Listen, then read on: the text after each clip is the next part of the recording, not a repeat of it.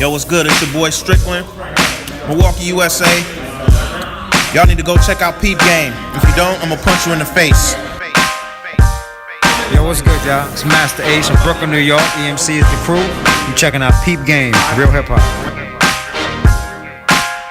Hey yo, this is Twine Mac from Nostalgic Visuals, Kareem City, So Greedy Family, and you're now rocking with Peep G.A.M.E, G.A.M.E, Grown Ass Man Experience. Blah. What's up, y'all? This is Eric Roberson. Every time I'm in Milwaukee, I'm hanging with the grown ass man. We out here peeping game. Peep G.A.M.E. This is the Grown Ass Man Experience. BlowRadio.com. They call me Tommy Styles.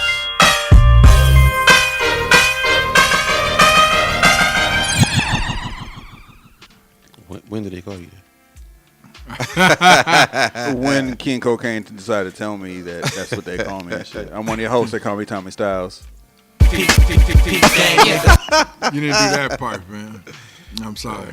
You gotta go in order, my nigga. Peep Gang. This is the Grown Ass Man Experience. There you go. BlowRadio.com. There you go, Niggas fella. rusty, fam.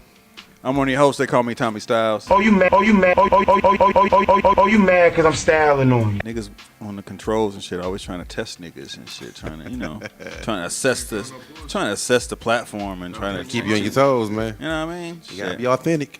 BlowRadio.com. Shout out to Homer Blow, 11 years on the radio, on internet radio and Word, shit. son. We celebrating that shit, son. Yo, shout out to Strick and Fuzz. They was in the building. So Greedy Studios down in Sherman, Phoenix. One of the locations, the son. the iconic Sherman, Phoenix. Oh yeah. Sherman Park. We back. CannedBeatz Art Spaces no more. We're gonna have a moment of silence. That was enough. Missing. All right, what you say? Can't be our space no more? Yeah, no more. Oh man, that's disrespectful, dog. You gotta play the Incredible Hulk music when it's going That's off. just disrespectful, dog. You're just like. That shit was real though. Nah, man, that was like loser, like. It wasn't a loser. It was sad. That was Nigga bid over $1. It was sad, man. Nah, that's just disrespectful, dog. Like, I quit, dog. Man, it was just a sad moment for CannedBeatz. I ain't saying shit else. It'll be back. Well, cool. Shit. Yo, Peep G.A.M.E. You know what I'm saying? Nigga step right. Grown ass man experience. Hey, this nigga got his party Rob Hardy voice. Hey. Peep G.A.M.E. Nigga like, you want my spot flash? Nigga got on the mic like KJ, the DJ, playing slow jam up the slow jam ass voice, nigga.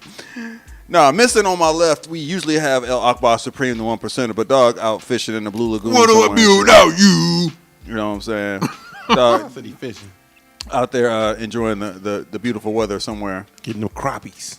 You know, and missing on my other left, we are missing the big homie in charge, Joe Clark. Y'all would know him as Fat Boi Fresh, but he Fat Boy gone right now. Right. It's TT Boo birthday. Our show is. Happy birthday. Happy birthday.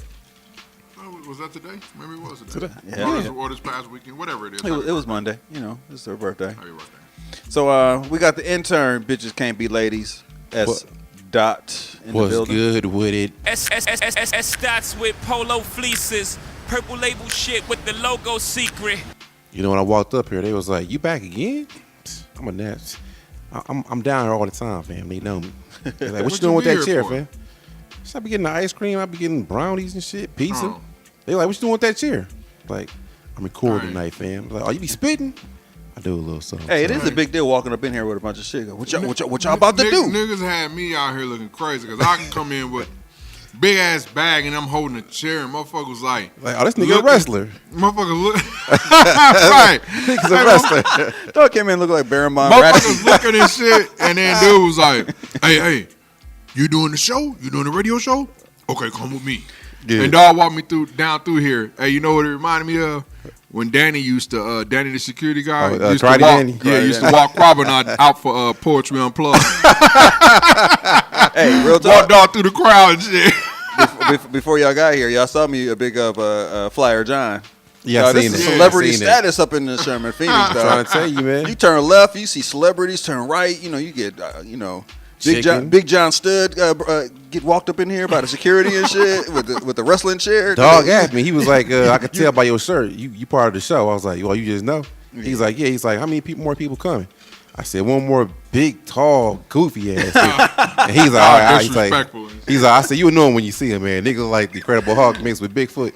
Like, all right. There you go, right there. There you go. Dari. As soon as he pulled up, he see that big ass shadow over luminous shit. He's like, you must be Cole. Hey, you know what? I knew you talked to him because when I was coming, he was like, dog, y'all got Young Buck on y'all show? I was like, yeah, dog. I was like, yeah. So he cut his braids. Yeah, he down there. He down there. Shorty want to ride with me. Shorty He want was to like, ride you know what? with me. Dude was cool and didn't even act like no celebrity. I'm like, hey, man, what Fifth at? I'm like, hey, man, fam on tour, dog. I'm doing this little shit, you know. I got to pay my taxes and shit. Yeah, we done got at him already on the ones and twos. We got King Cocaine. Motherfuckers, man. Nigga alert. 100% pure nigga. Yes, blowradio.com. We down here so greedy. Shout out to Strick for letting us move into his digs and doing the thing right down here in the studio down here. And you know, one thing was missing. Well, a few things was missing, like the whole setup and shit. Like we had to like bring the whole setup in here, but you know, we didn't have no chairs. So you know, cats bringing in chairs and shit, bringing their own chairs. Everybody got their like little style and shit. I found some shits at the crib that don't belong to me. I don't know who they are, but you know, just brought them in. King Cocaine brought here some colders and shit. Like that. I stopped off at. He got professional chairs. I went to Steinhoffel and you got a I need real folding chair. Hey man, you know. Like you got one that just don't fold and shit. Hey, like, the nigga, that's dog got a Scooby Doo chair or some shit. Dog shit got like some type of print. Hey, dog got his WrestleMania and shit, like a WrestleMania shirt. As much as I paid for that ticket to be in that second row, I was like, no, I'm keeping that's the dope. chair. So you paid $300 for the ticket. $300 for one ticket. He's like, you get to keep the chair. I'm like, nigga, I'm keeping the chair. Hey, that nigga Sam Cassell was sitting like 5 rows behind me. He didn't let you keep the chair. Yeah, that's $300. You paying for the chair. Hey, I'm glad you brought that up, man. I'm glad you brought that up. I think I have an issue with grown men that are like heavily into wrestling. What? I think I'm a little bit puzzled by this at this point. You talking about because niggas is crying because Kofi Kingston won the I seen niggas emotional that you the seen that little video? black dude won Kofi Kingston. The WrestleMania belt, whatever the case. Yeah. And I was like, hey, yo, y'all know it's fake, right? Like, you niggas. Hey, I seen niggas posting like, all I know is Kofi better win. I'm like, yo, you know it's fake, right? See, they don't like you seeing fake. It's scripted. You know you saw the script, right? It was written. Like, fam, he's going with it, but hey, that's what that one time, that's what Niles was talking about. Hey, to me, people that like are heavily into wrestling to the point where they can't differentiate if it's real or, you know, fake. Right. People that's like that, those are the people that I still have to tell, like, hey, you know Humpty is Shock G, right? Everybody know he ain't. I saw him at the same place. Like, no, listen, fam.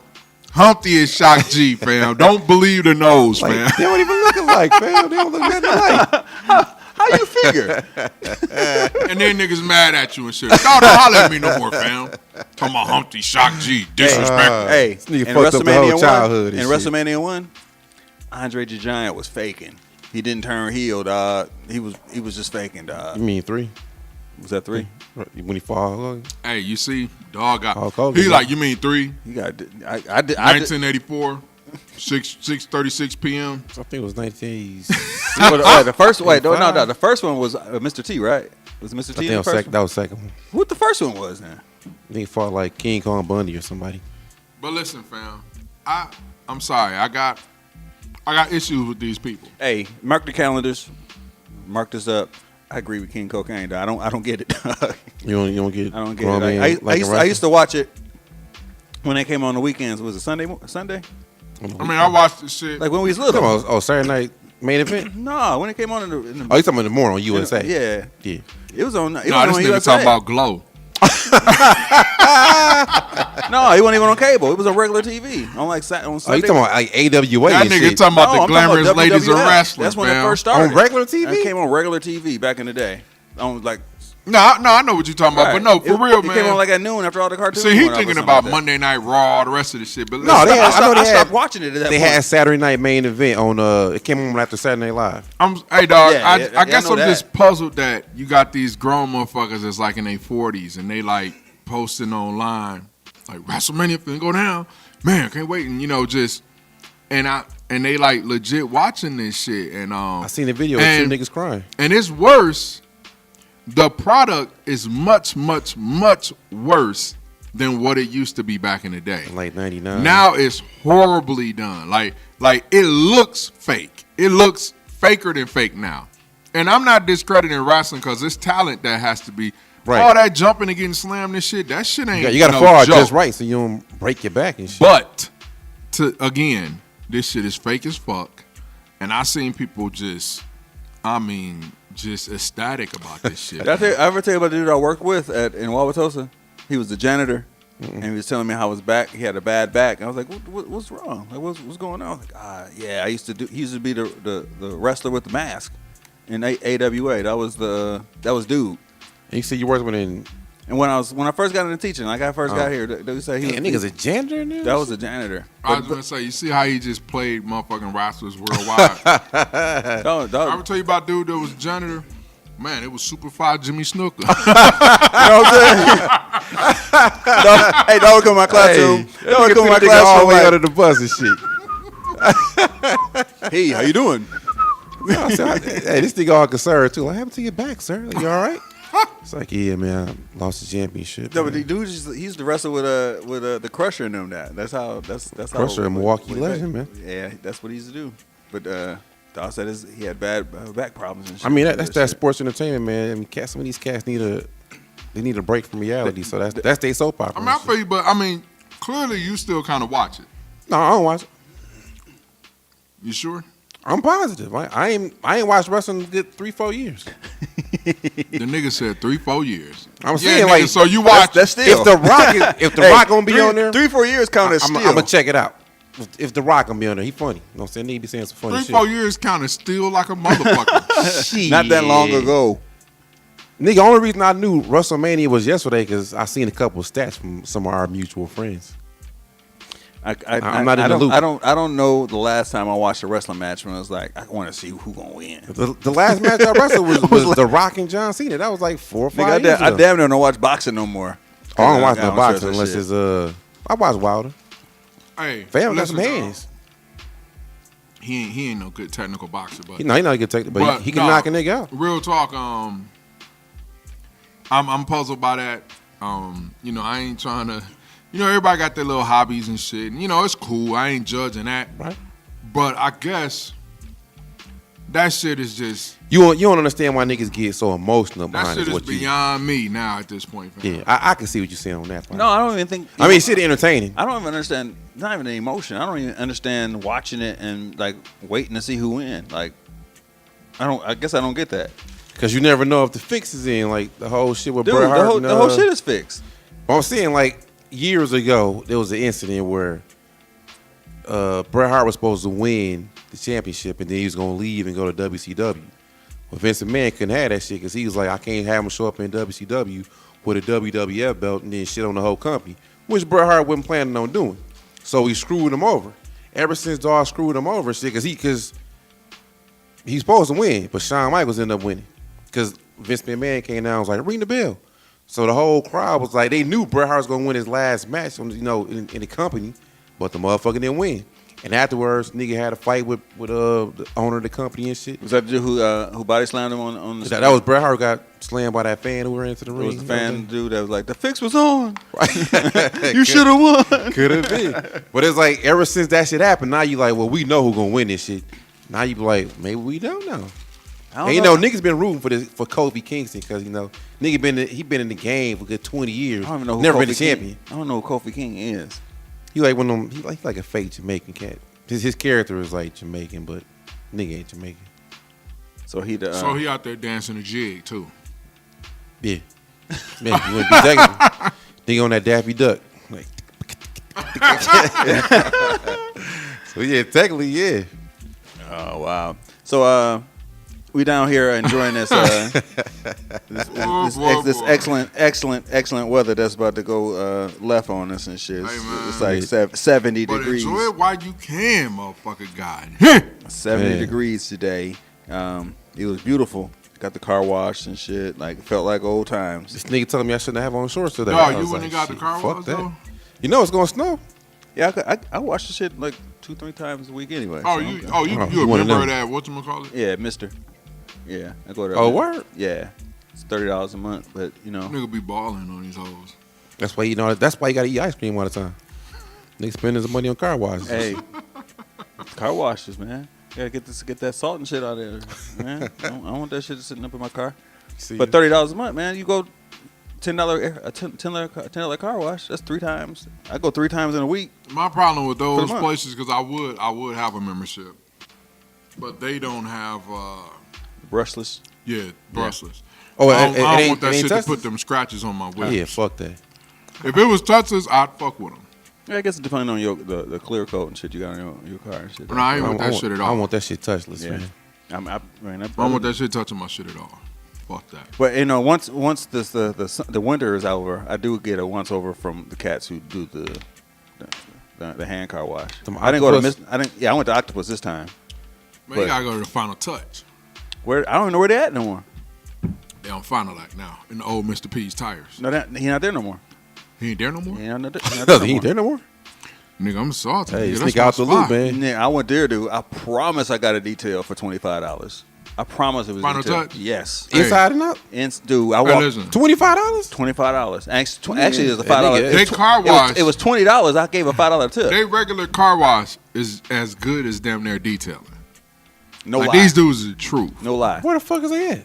It was by Mr. P's. I went there a couple times and there wasn't nobody there. I don't know if he moved or whatever. Or maybe he just wasn't open though. But he ain't had no signs and nothing up. But it is a little, it's incognito and shit. Like you go by there, his car is like lined up and shit. You just like that one spot on Capitol. It's better. Actually, I went to that one after because I went to Final Touch and it was too long. I went to that cat on like 68th and Capitol. Yeah. Yeah. It was just good. It was just as good. But $20. I felt like I need to give him 20 more for the tip. It was so good. $5 tip. Dog cleaned my car so cold. The dude, I went to go get my car, and dude was like, wait, let me get your mats. And I was standing there, I was looking all over the spot for like my mats. Man, I lost your mats, dude. I was like, dude, what the fuck? He really lost them? I went in there, the mats was in. It was in there. I was like, dog, I cleaned this motherfucker so good. I thought I lost the mats.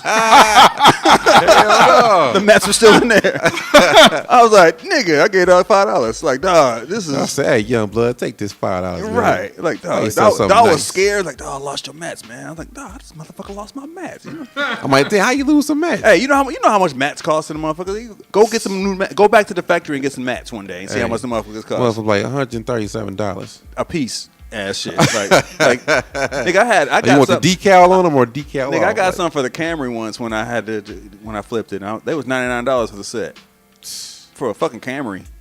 The fuck all that. Yeah, but whatever. I get mine when they fall off the truck. What the mats? Winkety wink wink. What the fuck? For free $99, nigga. Hey, or you get the mats like Karan got. Dog got this whole car inside wrapped. Dog, you seen that shit, dog? Hey, that nigga truck is disgusting, man. Dog, seats wrapped in the. I'm talking about that. Like, I said my truck is disgusting. I'm like, hey, open up the nigga door. And it said audio on the ground. I said, what the fuck is this shit, dog? I was like, I can't stand you, dog. I hate everything about you, nigga. Dog, floor mats look like Gucci and shit. Right. I was like, hey, this nigga's a rapper in the daytime. I said, at nighttime, he working his real job and shit. Hey, dog, I open the door and say, cocaine. Right. Hey, nigga blow the horn, and it be like, ew, nigga alert. 100% pure, nigga. Blow the horn and shit. Hey, niggas pull over and shit. Right. No, stupid. Hey, man, them mats is all right, man. Dog, I said they all right. You got to order them. Man, them motherfuckers is nice, nigga. Wrap the whole interior of your Dude, shit. literally, dog shit is wrapped inside. I hate this nigga, dog. Them motherfuckers is nice, dog. I ain't know the nigga had the truck, like I said. I'm like, dog, who truck you borrowing? He's like, nigga, this is my shit. Dog could eat in his car and shit, you know? I'm talking about you open up the door, that shit was like, Audi. I was like, you son of a bitch. Like, I wasn't riding this shit, dog. He's like, come on, dog. Shit, we finna get something to eat.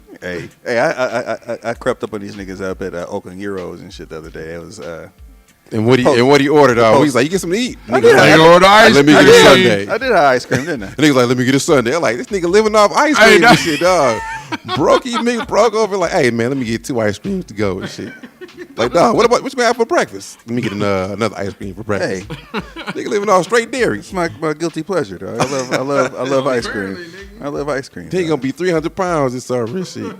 Dude, I've been eating ice cream for a long time. Man. No, I mean, nigga, it's like you living off of it for real. I'm trying to tell you, man. Hey. Nigga blood is like 25% dairy. Hey, I'm sorry, y'all can't handle it, man. My bad. My bad. Hey, we better eat that much. We done that so greedy. I did have some was it Purple Door? Purple Door ice cream. Hey, is they black owned? This one is. I think. So that's a whatchamacallit? I don't think I think it's a franchise. So it's a franchise? Yeah, right, it's a franchise. I didn't know that. Yeah. So they're all no artificial flavor, no artificial colors and shit. And I mean, what time that shit closed? It's closed now. It's closed at 8.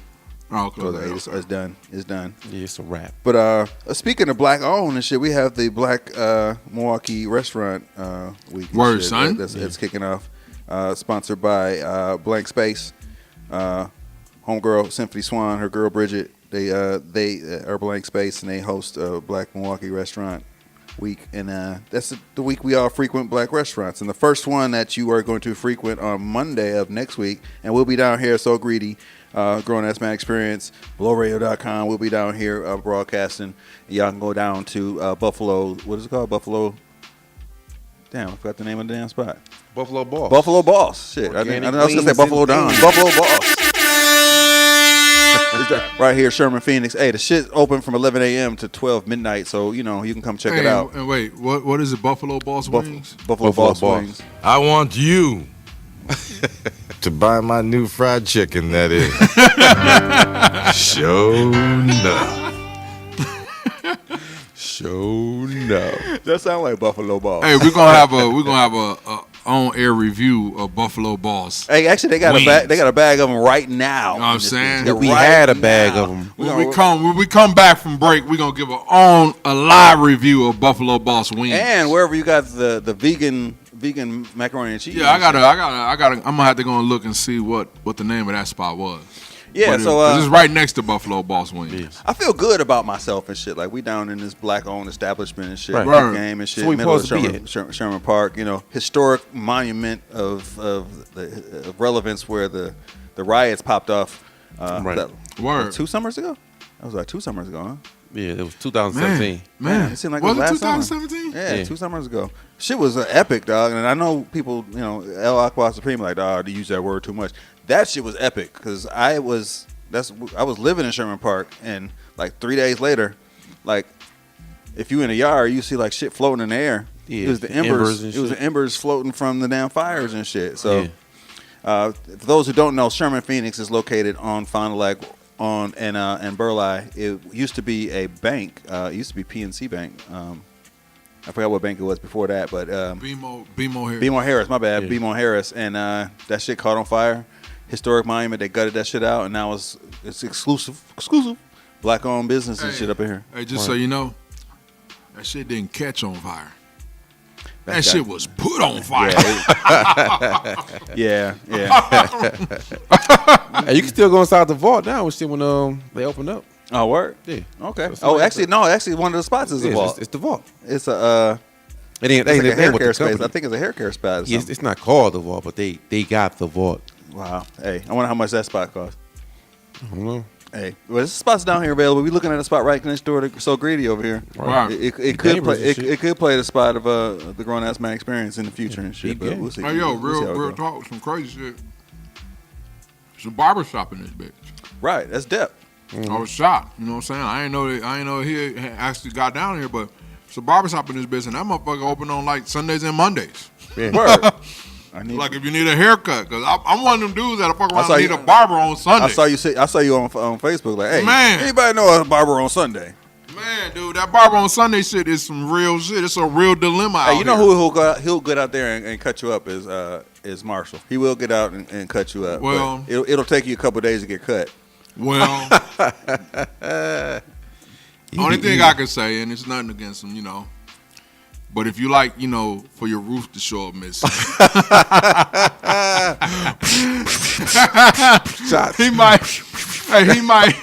he might peel your cap back just a little bit.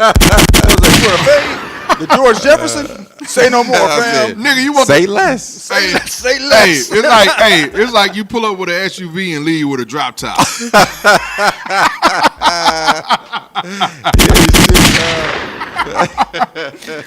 Nigga pull up with a hard top and leave with a sunroof. Oh man, duking. Niggas out here duking, man. Hey, all those gunshots with the holes in your head and shit. Nah, go holler at the nigga Marshall and shit, man. Take care of you and shit, man. Don't rip the shit out of me. For real though. Go holler at your man Marshall, dude. Get your hair cut, son. Right. He'll do you right. Get your grooming done, you know what I'm saying? Hey, you watch 5 movies when he's cutting your shit, but he'll get it done. For real. You watch 5 movies. I've seen like 5. Man, just head back down to XL, man. XL still cutting? Nah, son. Nah, actually, I did run into a cat who get his hair cut at XL and shit. Hey, you look like you on barber strike, my nigga. What's happening? I can't get down here, man. I can't get down here, man. My nigga on barber strike. I ain't barber strike. Hey, you know what I can tell when you? Hey, so like like niggas that get their hair cut, right? Mm-hmm. But then like you can tell when like a nigga be to shave their own shit. You shaved your own shit, didn't you? I don't shave. I just line it up. Okay, same thing. Yeah, he's like That's the same thing. You lined your own shit, didn't you? I gotta keep it lined. You'll be able. I know. That's what I'm saying. Hair up on my eye and shit. I understand. He walk and shit. He walk ass nigga. Nigga look like Aunt Jackie. Nigga got hairy cheekbones and shit. Anthony, is that you? No, it's Tommy. Like damn, Ant lost a lot of weight, man. And his head a lot smaller, melon head motherfucker. Nah, bro, you can just tell. You can just tell, like, because you used to send a nigga, like, the barber lining, no matter how cold you are personally, the barber lining kills your lining no matter what. You got that Greg Peak. Because he outside looking in. Because you want to know what else? Because he on the outside looking in. Because, dude, I've seen barbers cut their own hair, and it's not tight. Hey. And then when they get cut, you be like, y'all saw Greg lining, right? When he got lined up. Yeah, Greg. Yeah, our shit was like mechanically lined. Right. That nigga had a philosophical lining. I spit that diabolical lining. Don't line it with. That nigga had a mechanically engineered lining and shit. Damn, like dog, you got a CNC. $6 billion man lining having that motherfucker and shit. Robotic lining. That nigga had a balance and shit. Hey, they lined that nigga skin. Like turn the machines on, man. I got this shit. Like typed in the they lined that nigga facial nerves. Niggas don't write lines. They was like, hey, niggas was like, hey, hand me the clip. You know what? Fuck that. Hand me the scalpel. Hand me the scalpel. I'm about to really. Nigga be in the chair, eyes closed. You just wait. Hey, nigga getting his hairline and shit. They had to drug the nigga and put him to sleep. Yeah, I do this nigga they for the really shaved this shit. They shaved a layer of skin off that nigga face. Shit was like, hey, better check this out. For the next 2 hours, we will provide you with a full dose of hip hop, entertainment, sports, some more hip hop, and a whole bunch of other shit. You can catch it every Tuesday right here, 5 p.m. to 7 p.m. on Blow Radio. Blow Radio, son. Like I said, we down here So Greedy. I'm going to call it So Greedy Studios because it's soon to be. You got merch down here, So Greedy. The culture is this where it all comes from and shit. All the damn shows that we saw coming through here. Yeah, we got the EMC, Sky Zoo, Eric Roberson, DJ Premier, Mumu Fresh. You know what I'm saying?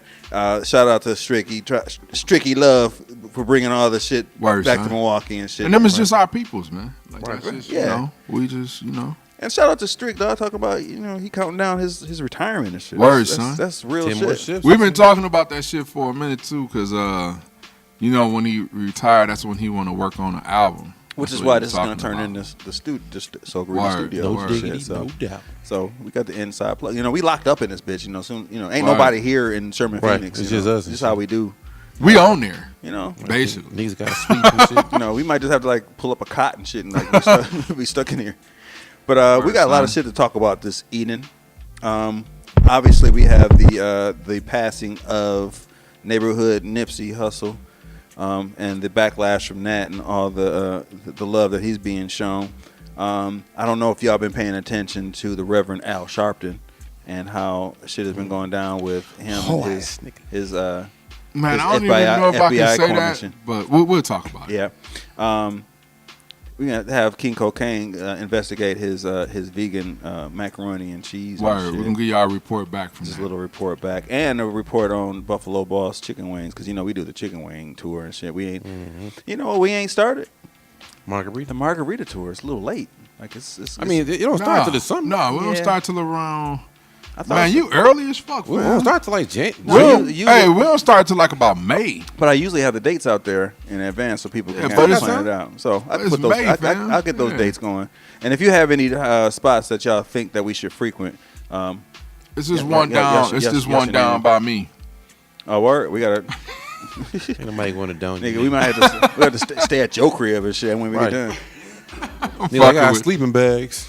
And we got the Milwaukee Bucks have clinched their home court advantage all throughout the playoffs. 60 victories. 60 wins. First time on this since hoe. 1981 and shit. Word, son. Nigga. God damn. Shit. Nigga, it's like 35, 36 years and shit. Giannis since getting then. MVP. So- if he don't, I'm gonna ride somewhere. I'm trying to tell you. We gonna And a whole bunch of other shit we got to talk about. So I'm going to pass Word. this off to King Cocaine. Damn, we even got no... whatever. We got to pass it off to King Cocaine. My bad. Word, man. You listening to? And we'll be back. Yeah, that hustle in this motherfucker. Rollo, what up? Look, my top down, your name hot now, but when I was out here, nigga, you was not round. Was in the game, but I just watched now. I did ram, so my shit stock now. Sway, head, lining on the roof. I'm relying on the facts, niggas lying in the booth. When we travel around the world, I'm flying with a suitcase stamp, Louis Vuitton with Cuban cigars. Miami Ocean Ave, couple beautiful bras. On the back of motorbikes, ain't no use for a car. I'm out of town, so the coupe is at large in this. Jealous of success, niggas usually are, but I don't give a fuck. I ain't tripping though. Nigga getting desperate while I'm getting dope. Oh, you know that bitch? Better get your hoe. And I ain't gotta tell you why, you already know. Once in a lifetime shit, she ain't never been fucked in a drop top Benz. That's why when I pull up, she quick to get in. I'm a boss, young nigga, get some paper and a pen. Class is in session, rap till I'm restless, cause constant repetition is the path to progression. Class is in session, rap till I'm restless, cause constant repetition is the path to progression. Take that and run with it, you should get some cash. Way back as young niggas, we was living fast. Heavy on the grind, South Central state of mind. Type of nigga buy a pound, break it all down in dimes. Navy blue Regal 1985, gold rollie on my neck, 380 in my spine. It was a lot of things that was running through my mind, all of which I would bring to myself in due time. And now I'm watching Ring put a strain on her eye. Fireworks in my sleeve, the 4th of July. Waistline Louis, stay fly truly.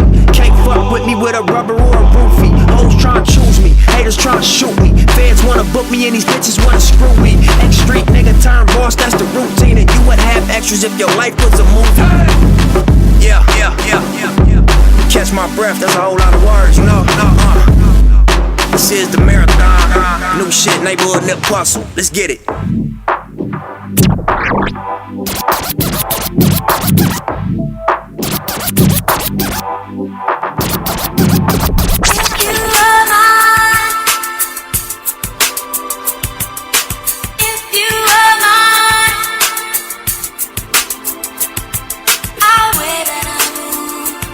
Still up all night.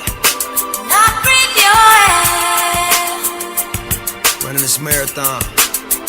Look, now I can't promise commitment, but I swear we'll have fun. If you ask, I'll be honest, girl, you not the only one. Just a man on a mission, with my hand on my gun. Couple niggas that hate me, but way more people show love. Niggas trying too hard, they dying to ball. They turn around and hate on me like it's a crime to evolve. Too afraid to be different, too ashamed to just listen. See, I'm way too 100, so now they hate on my niggas. Tried to hate on my crippin', tried to hate on my business. Not to call you a bitch, they gon' hate on my bitches. So if you fucking with Nip, let you know my intentions. Got to think like a rider, you got to know your position. So if it's cool, then we can hop in my Mercedes coupe. Pop the cork off the Superior Wolf. Crank the music, blowing circles out the roof, and just enjoy the view. She said, if you were mine. I said, if you were mine, girl, could you move my way that I move? Not bring your hand. Let me hear something with you, though, ma. Matter of fact, hey, I'm not tripping, back and forth with your nigga. Scared to lose what you got as you looking for something different. Me, fly crippin', international trippin'. I got my numbers up and now they pay for my statistics. Yeah, young nigga, started off with a vision. Built the shit up from nothing to the critics, I ain't listen. Now, transition, so check out how I'm living. We V12 pushers and they transmissions is slipping. Nigga, get your bitch, cause I be bitch getting. Treat her like she wanna be treated, but I ain't tricking. Beat it like she want her shit beat it, but I don't kiss it. Just blame it on that shit that we smoking, plus we sipping. Look, double cups, she tryna double up. Cause I just hit it once, but she kinda double nut. Nasty, since she used to double dutch. Too quick to fall in love, what the fuck? She said, if you were mine, if you were mine, girl, could you move my way that I move? Not bring your hand. Look, now, if I was yours and you was mine, would you do me like you do him and have someone on the side? So, keep your nigga while I stay on my grind. Just hit me up and we gon' spend some time. Look, if I was yours and you was mine, would you do me like you do him and have someone on the side? So, keep your nigga when I stay on my grind. Just hit me up and we gon' spend some time. Right? All money in, no money out.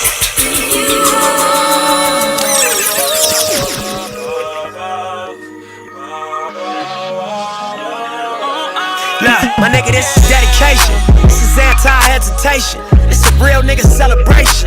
It's a dime block declaration. 59th and 5th Ave, granny house with vanilla wafers. It's the remedy to separation. Tupac of my generation. Blue pill in the fucking matrix. Red rose in the great pavement. Young black nigga trapped and he can't change it. Know he a genius, he just can't claim it. Cause they left him no platforms to explain it. He frustrated, so he get faded. But deep down inside, he know you can't fade him. How long should I stay dedicated? How long till opportunity meet preparation? I need some real nigga reparations, or I run up in your bank just for recreation. Dedication, hard work, plus patience. To some more of my sacrifice, I'm done waiting. Told you that I wasn't playing. Now you hear what I've been saying. Dedication. Dedication.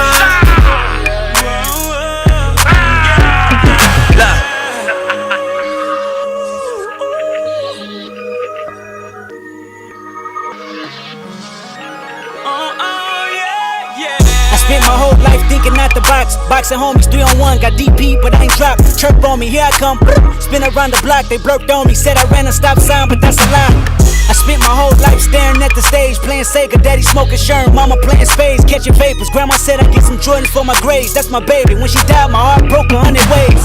I spent my whole life trying to make it, trying to chase it. The cycle of a black man divided, trying to break it. You take a lost shit, don't cry about it, just embrace it. Mine a setback for major comeback, that's my favorite. My nigga L said you do a song with Nip. K-Dot here better grip. I said he a man first, you hear the words out his lips about flourishing from the streets to black businesses. Level 4 y'all living, giving to false imprisonment. Listen close, my nigga, it's bigger than deuces and foes, my nigga. Since elementary we close, my nigga, you're straight like that. I give you the game, go back to the turf and give it right back. For generations we've been dealt bad hands with bad plans. Prove your dedication by hopping out Grand Ams.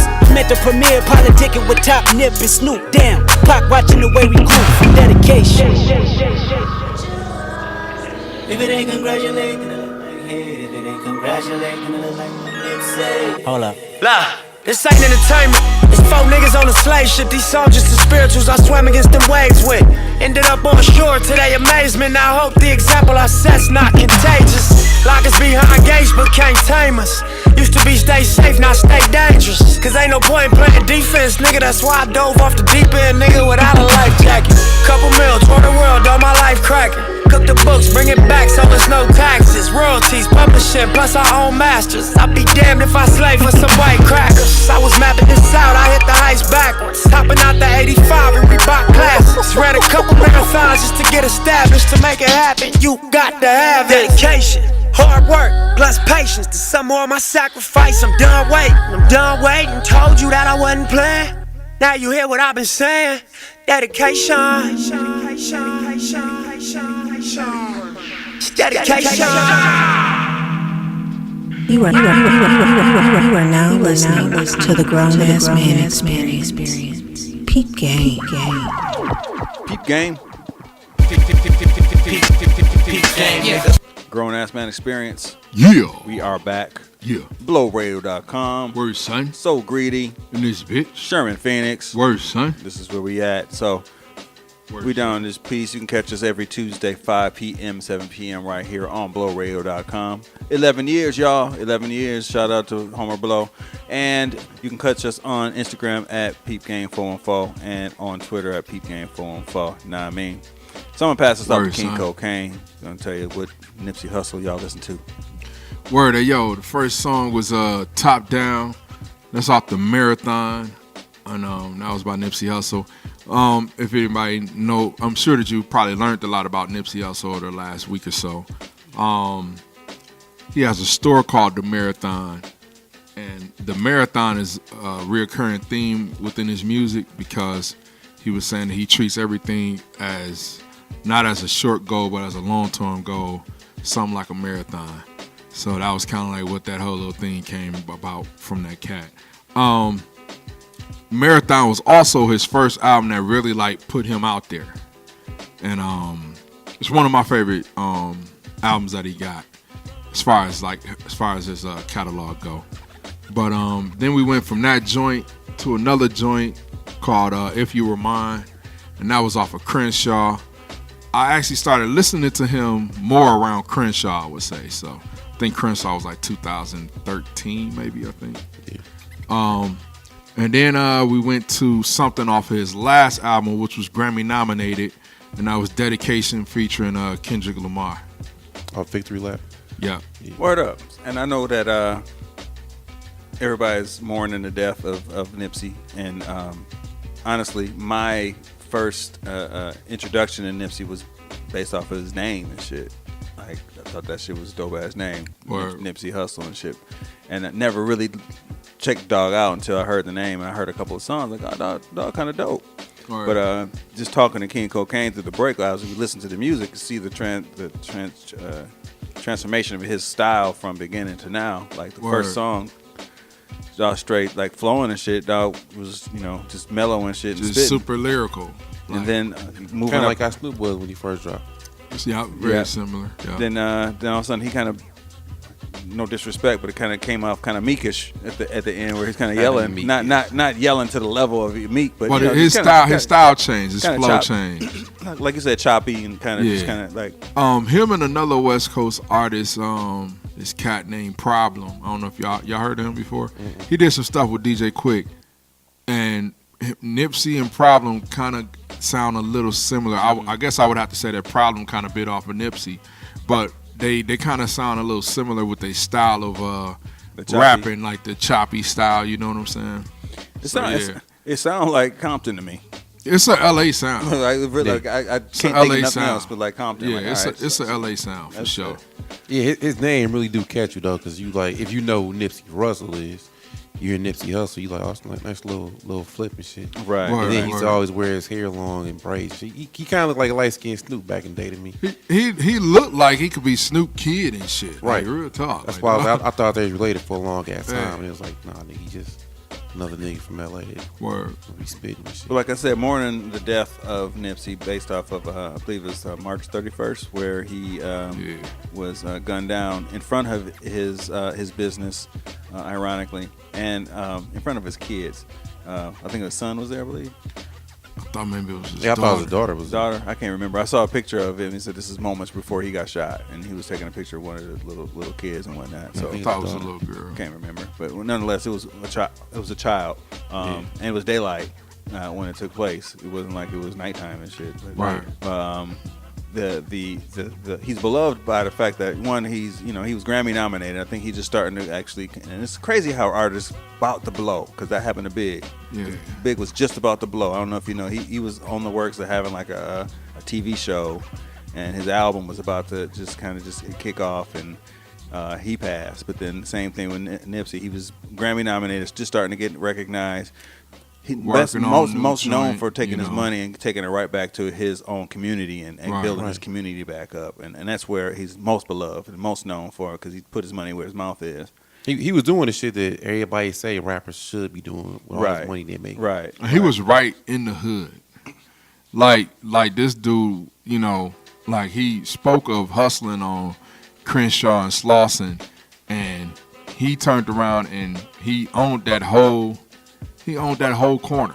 Yeah. You know what I'm saying? Like he literally was right back in the hood, And it does make you think like, damn, like if I become like super successful, can I still like come back and try to like help? Like it make you wonder, can you personally put yourself in the position of actually being right there knee deep and involved, not just put your money there, because it's easy to just put somebody else up to doing the work. Right. But for you to actually be present and actually doing the work, that's a whole different level, It makes you wonder, like, can you do that and shit be cool? You know what I mean? Well, we are like right in the middle of something that's similar to that at Sherman-Phoenix. It's not to the level of, Slauson, but in Milwaukee terms, Sherman Park, Burleigh, Fond du Lac. Shit, Burleigh, Fond du Lac, 35th Street. That's rough. That's the center of Milwaukee and shit like that. Right. Smack dab in the center of the city of Milwaukee and shit. And for it to go down in flames, and for the Sherman-Phoenix to rise up and be right in the center and be like the central hub where, you go through here. And I don't know if you were up there earlier. It was two white chicks up there, working on their laptop. Right. In the middle of, in the middle of the little eatery area. It's a nice little hub that they got going on here. But you can't. I guess my thing is you can't. I think you can do it. Just gotta be smart about it. You gotta be smart and you gotta be brave to actually be able to do that. And that's one thing I admire about Nipsey, was he was not afraid to, like, I'm gonna do this and speak and spoke on it and speak on it on a regular basis. And even though he did it, people didn't really follow. That's what's crazy. He's like, you think that would actually be the start, the momentum start of somebody else saying, hey, I'm gonna come down there and do the same thing with you, Nipsey. Yeah, did anybody hear anything about that? No, because it's like now that he did, a lot of people they getting to see all the things he was doing. He was so ahead of his time. It's a lot of shit that people didn't know about, with him having like a smart store where you buy something from his store, you go scan it with your QR scanner. It's like you can get a couple of unreleased songs that he didn't put out yet before they get to Apple Music or Tidal or Spotify and shit. And the purchase that you a shirt or whatever merchandise you bought from him, he put it right back into the community of trying to buy more spots next to his store. And he employed, felons and whatnot. People can't get jobs. He's like, oh, I got you. Right. He was employing like just people from the hood, like. Right. He doing all that shit that we always say you should be doing if you get successful. He make it out to the hood. And then it's like you to look at the other side of that. It's like, damn, like him putting himself in that position. And him just being there, and he, like he said, he employed felons, and it's like it seemed like he didn't have like no security or nothing. Like it's like he got outside. It's almost like he didn't just realize like how big he was. Right. Like you couldn't just put yourself in that position, because it is some people out there that, regardless of how much you give back and how much you do, they be on some bullshit. You a target. Like, you know what I'm saying? And it's like, to lose dude the way for what it was over and all the rest of that shit was just fucked up, man. Like, some unnecessary shit. Right. I mean, totally unnecessary. And the shit that's crazy, it's like, like people just don't like fight no more. Like damn, like what happened to just having a fight and then fucking it? Fuck, it was over. But even if you do fight, it usually, if you lost, it's like either every time I see you we fighting, or let me go man, run that to the shit trunk is- real quick. That shit is corny, man. That shit is just some Cass bullshit. is not fighting no more, man. That shit been done. I was watching something. I don't know if it was Houston and some cats doing a car show. I don't know if you saw this video. I seen that. Yeah. Cat bumped his spokes. But that was some bullshit. I was like, what the fuck is going on with Backed up and this? hit it again. Yeah, did you seen I that seen shit? it. I was like, is this personal or is this an accident? Because that's a hell of an Hey, accident. I was thinking like maybe because dog had on them like 30-inch rims that he couldn't get the turn right. Like, you know, because Right. you know that shit fuck up your wheel well and you can't turn all the way. So I'm like, maybe dog is like miscalculating this turn. But he didn't seem. But he kept ramming into the motherfucker. He didn't seem very apologetic when he got out the car. Well, Which is why I was like, okay. I The see what's craziest about part about that video, so he got out the car kind of like, yeah, whatever. Like what? And then the dude got out, and to what I think the point he was alluding to, he handed his gun to somebody. Like, I'm finna whoop this nigga ass and Hey, shit. I respected that shit. You man. know? And he handed his gun to somebody, and He they could got easily to just pop fighting. him. But it'd have been 1,000 He witnesses. could have got and out shit. and shot the dude or whatever. Yeah. But he literally just handed him the gun like, I'm finna whoop this dude ass. And they got to fighting, you know? I always I'm not mad at that. I was wondering, is that like a show to just say, hey, hold my gun kind of shit, or do you really gotta have a nigga hold your gun? Can't you fight with the gun? I mean, do you not But fight you with don't want that motherfucker falling out or You somebody can't- getting it. You can't fight with your gun. Okay, I don't know shit. I don't know gun shit. So I mean, if you pulling it out, you're trying to use it. But what we talking about it? There's a car show where cars are kind of rolling through like a parking lot. It was like an old school like a set or whatever, and they was lining up, and it was like a Charger or something trying to turn left. And they kept hitting this car with what the fuck kind of spokes are those? Like those the Ultimate Trues, the Ultimate. Man, he had them swingers on there. Man, niggas they 9 inches long and shit. Like, Yeah, he had swingers on the side of his shit too. But kept hitting them and dude had to start fighting. I mean, but the niggas was straight they was boxing. All the niggas was boxing. When he hit the first time, I was just like, man, that's fucked up, man. But he kept hitting it. I was like, they must know each other or some shit. Ain't no way. Man, the craziest part of hey, well, hold on. What Dog said, he was like, hey, I don't know gun shit. Hey, this nigga gonna be somewhere fighting with his pistol on.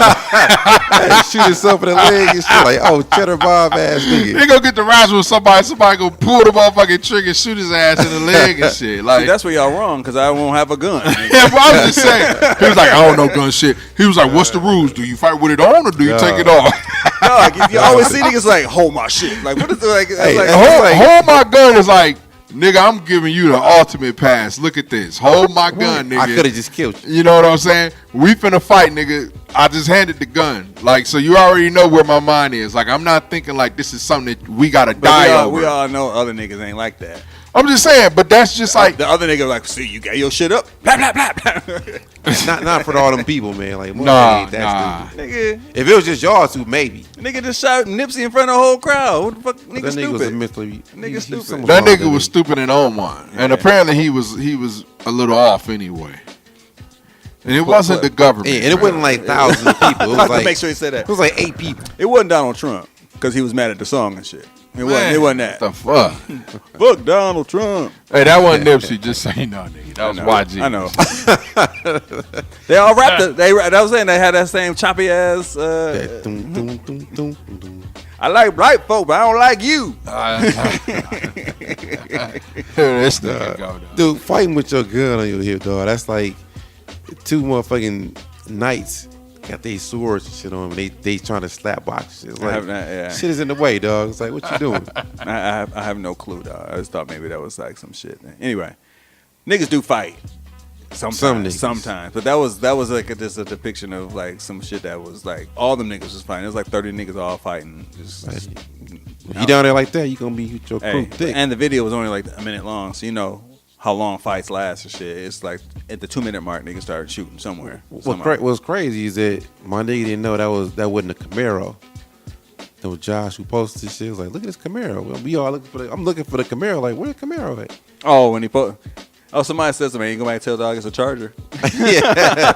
KPD was like, hey, is anybody gonna sell this nigga? I caught it after the edit, Camaro so I didn't know what was going on until you said it right now and shit. Hey so. man, fuck White Josh, man. Hey, I read this shit at like a stoplight. And So you said I said Camaro, And then when it came back, I looked. I said, "Damn, that ain't no Camaro." But I was like, I ain't got to go back and change that. And then somebody come and say, "What's up with it being a Camaro?" So then I had KBD will let him off the hook. I had to put my declaration out there. Fuck, dude, man. Oh, no car knowing ass nigga and shit. It'd be Cali like, wait, man, what is that Acura doing over there? This nigga, dog. So nigga thought it was a new Oldsmobile. They ain't had a new car in since the 90s. So two things about Nipsey Hussle. His funeral is supposed to be held at the Staples Center. I don't know. He's looking it's for a at pretty the big venue. It's at the Staples Center. That's crazy. So that's one thing. Two, is he as iconic as Pac? Probably not, because he didn't become as famous as Pac, but to this generation. Well, maybe not to the whole generation. Right. To LA, he is Tupac for damn sure. And I mean, like, to the West Coast, he is like Tupac all over again. You know, but like, you know, it's a lot of people that don't like. A lot of people are learning who Nipsey Hussle is, like right now.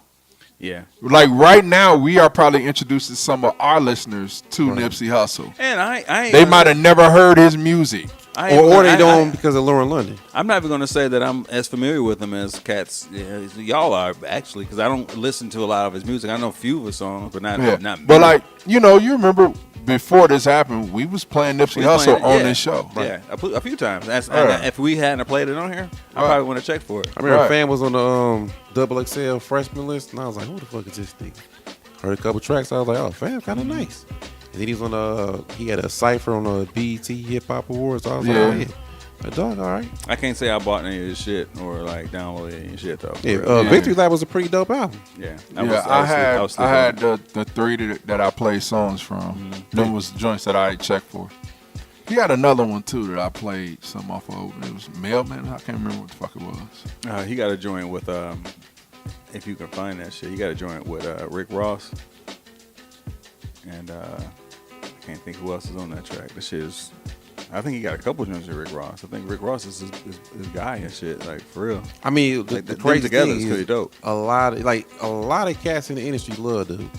Like not just LA. Like a lot of cats really fuck with dog. Dude, now that I'm listening to like dog catalog, everybody fuck with dude. Yeah. Like everybody has some shit. Yeah. I had heard that was Mailbox Money. I heard what was that with No, I was just talking about the song. You talking about the song? No, I was trying to think of the album. I'll tell you about the song. I mean, I was trying to figure out the song with with him and Rick talking Ross. about 100 the show. Yeah, 100 the show. He's like, yeah. You can say the name all you want. I'm like, yeah, you're like, yeah, that's the one. Yeah. No. All right. No. Nigga don't know. Anyway, but I heard there was something at the roast. Strick was saying that something they had like a little memoriam for him at the Clinton Rose Center or something like that. Yeah, so, here. Yeah, I seen something. Yeah, somebody put something together here. Yeah. I mean, man, you know, more than anything, I will say this. So you could listen to his music, and you wouldn't know him through listening to his music. Go and look at some of this dude interviews. He was kicking some real shit in them interviews. Even in his early interviews. In his earliest interviews, he was kicking. He been kicking real shit since he's been on the scene. Like, so if you really want to hear like something about content with that dude, watch his interviews. You're gonna be like, yeah, he wasn't just no normal dude. Right, like, he wasn't no regular. Like he was a dude. He was the type of person that when people interviewed him, they would leave away from that like affected by interviewing him. And that's big, you know. He's a young dude, but in the rap game, not super young, 33 years old. So, yeah, I mean, you know, still of age and shit, of a caliber that could spit some knowledge. Word. Had a following like no other. Russell Westbrook dedicated his one of his games right after that the murder. 20 points, 20 rebounds, 20 assists, which was unbelievable. Which hadn't happened since Wilt Chamberlain, I think. But the fact that he set out to do that. He set out to do that, and actually, I think he got that last rebound. Like it was like almost like seconds left in the game. left in the game when he walked around like, "This is for my nigga. It's for my nigga." Word. So if you don't know 20, 60s, rolling 60s and shit like that was dedicated to him. I didn't know they were close until after that game. But word. Learn a lot of shit, you know. Hip hop is influential, and one thing I want to say as we close out this segment, like like I was born into hip hop. Like hip hop is the exact same age I am. Like I was like literally 1973 was the birth of hip hop, and I'm very comfortable in loving hip hop. Like I'm very comfortable in like showing that I love and exposing my love for hip hop through any means necessary and shit. Right. So comfortable myself that it pisses me off that people who are uncomfortable with me loving it try to make me uncomfortable loving it. No, that shit don't work on me. You know what I mean? Like. No, I got mad hip hop T-shirts and hoodies. They like, what does that mean? I mean, and I know what you getting at, Styles. I'm gonna just say this though, like, I do think it's a time and a place for everything.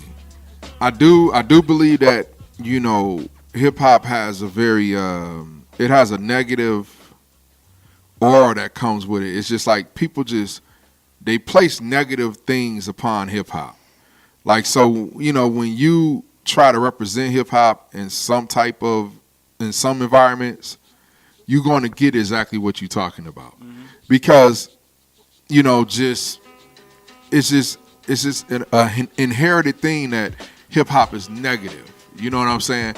Like when people think hip hop that's not us, they don't think positive. They think negative. I'm going to say that it's some hip hop. Some of it is accepted. Some of it is unknown. So they put it in negative context because they're just ignorant to what exactly the content is. Yeah, but I mean, but what I'm saying is, so because of how that is, you representing hip hop regularly, and you know you pushing that narrative to people who have that thought process.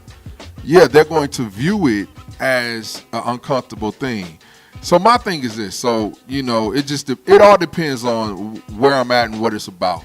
Like, for instance, my personal life and like just how I am, I'm all about hip hop, dude. Like that shit is like influential to me. It's like a lifestyle. I got the 5 element of hip hop tattooed on my left arm and shit. Like that shit is like some shit to me. You feel me? Mm-hmm. But then on the flip of that, as much as it's important to me, I don't necessarily want to even share it with certain people. Like I want to share it with the people that I actually vibe with, that embrace it, understand it.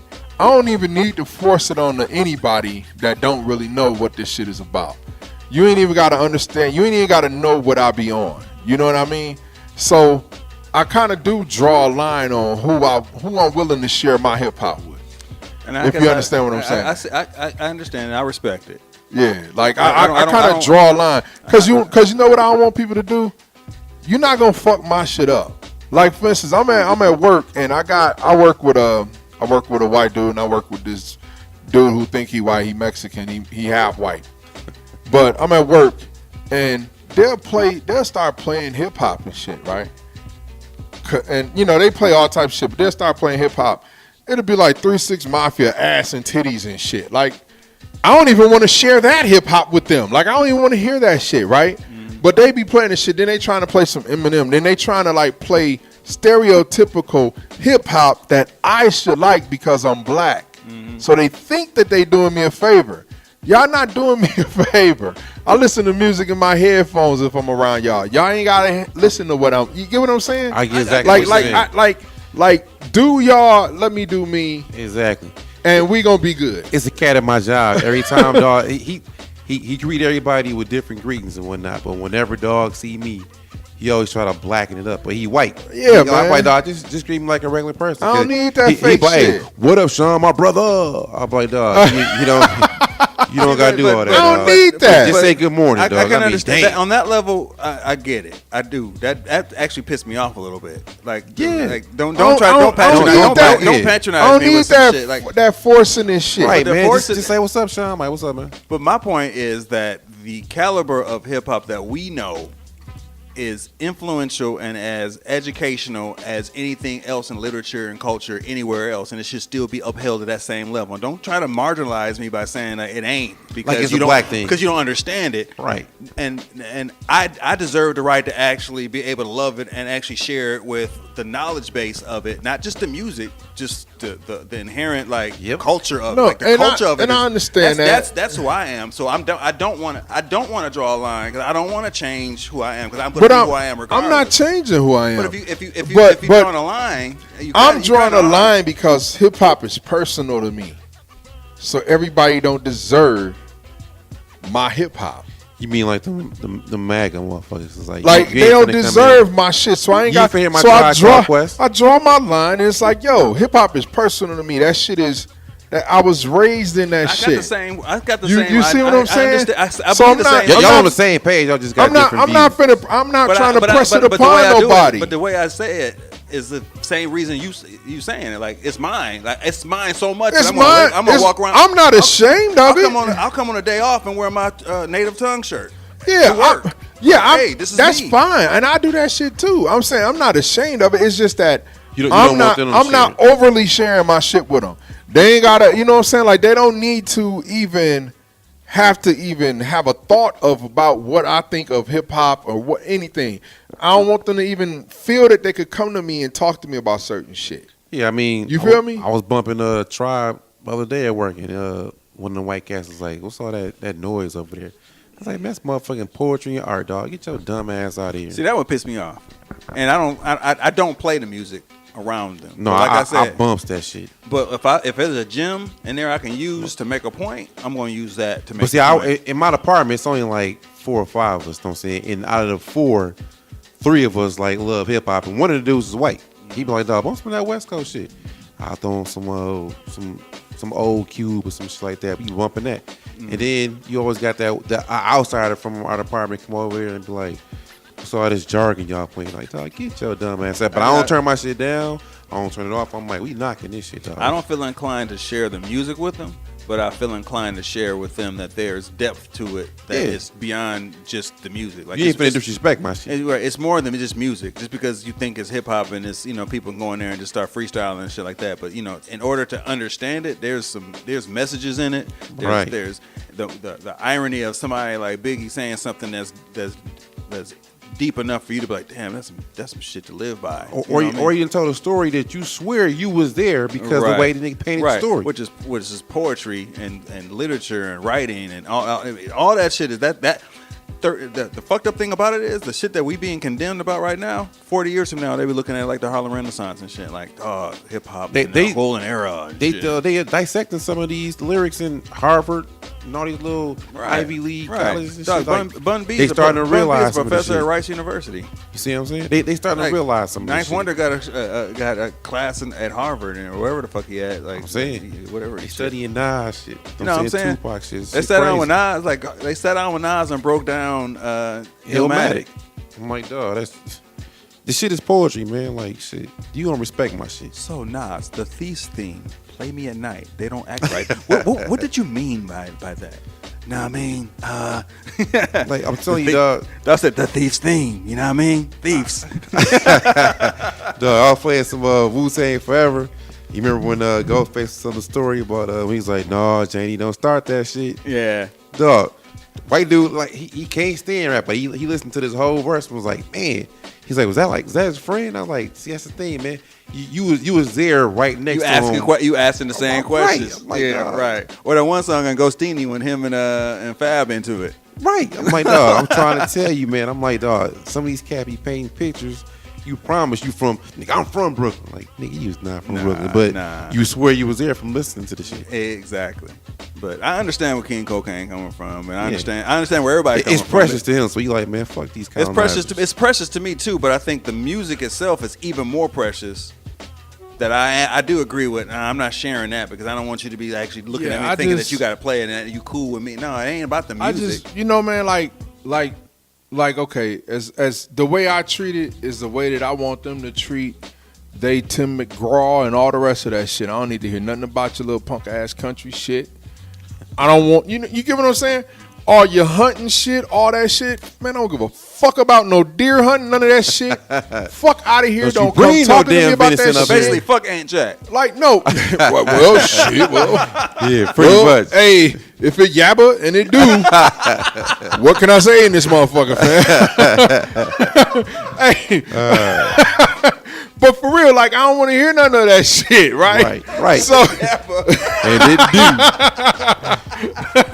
Put that shit together. You know, I don't want to hear none of that shit. So it's like I'm like, yo, my personal shit is my personal shit. So where we have common grounds, I speak on that shit. Yeah. You know, we want to talk a little sports and shit. But you want to know something? It's the same way with sports. Because a lot of them don't like basketball. Because that's more. But what is basketball? Basketball is by what? us. Basketball is Nigga the ball. National Black Association, fam. Yep. Basketball is a black sport. You got the white owners and you got the white coaches. And it's a black sport. You feel me? Niggas is who? So, I mean, they don't even like basketball like that. What do they like the most?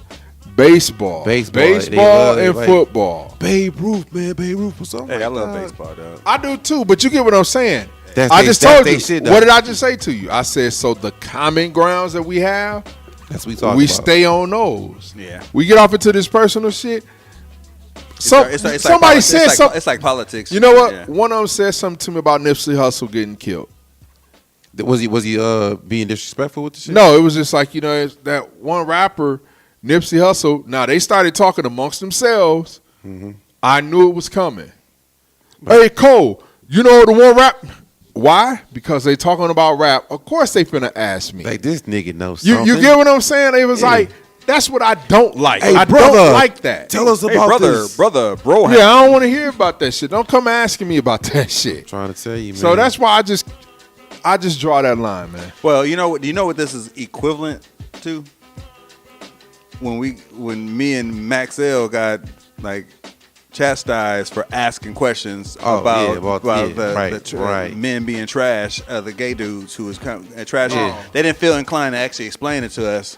They told it's their culture to you educate yourself. It's not my job to educate you on what you ask. Exactly. It's the same kind of it wasn't their job to educate you on why being straight men was trash. Right. Like okay. Well, you know what?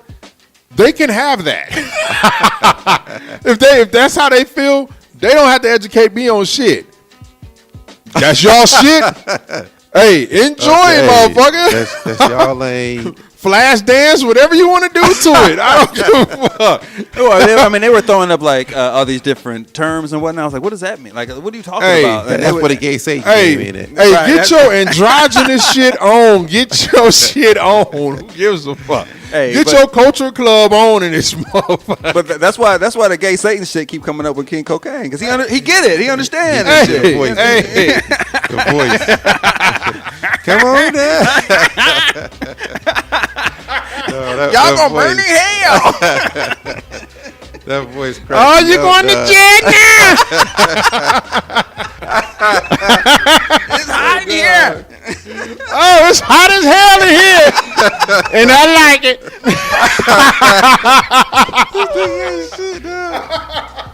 Hey, we're gonna go to a break, but we're gonna come back and talk about this food that we got in front of us. Buffalo Boss and this vegan. This vegan. They don't even sound good. They don't even sound delicious. Vegan macaroni and cheese. Hey, I tried to warn him, man. Right, we passed up to King Cocaine. Hey, yo, we'll be back.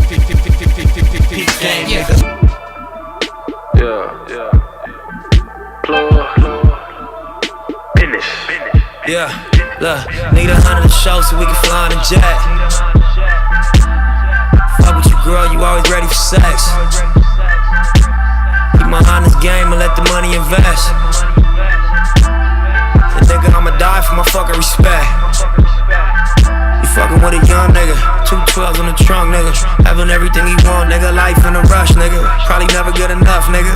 All he wanna do is stunt, niggas always looking up to him. Whole spot going up to him. New money getting stuck to him. Life, it was rough to him. Skinny nigga, he was buff to it. Tryna do it like Puff do it like Russ do it. Real life said what's up to it. He the bands, nigga, fuck Buick. Made a plan and I stuck to it. I'm the man, you a bluff to us. Small talk such and such to us. The money is a must to us. We came from these corners, but we at it till we affluent. You gotta bring your guts to it. Tryna get it to the point, they gotta bring it in the truck to us. 100 show so we can fly on a jet. Yeah. Fuck with you, girl, you always ready for sex. Keep my honest game and let the money invest. And nigga, I'ma die for my fucking respect. Smoke with me. All them blogs never shook a nigga. 100 racks just to book a nigga. Greatest ever like a Brooklyn nigga. All this ice here is hard to overlook a nigga. Fell in love with that fast money. 50 racks on that back end. Walk through cost 4 bricks. Made backs when I back in. LAX nip roll that pound. Poolside at that Polo Lounge. MOB bitch hold that down. Pinky ring gold Rolex crown. Testify never go that route. Black bottles that Moet out. My first meal I had a Kodak smile. Tell a plug bring Mo back now. Fake Jews never tolerated. Pray Booby case exonerated. Every night I thank God I made it. Every night I thank God I made it. My bitch bad like Paul and Patton. Big ass mansion from all that rapping. Tell the police call the captain. Motherfucker, I'ma start to clap. Need 100 to show so we can fly on a jet. Fuck with you, girl, you always ready for sex. Put my honest game and let the money invest. And nigga, I'ma die for my fucking respect.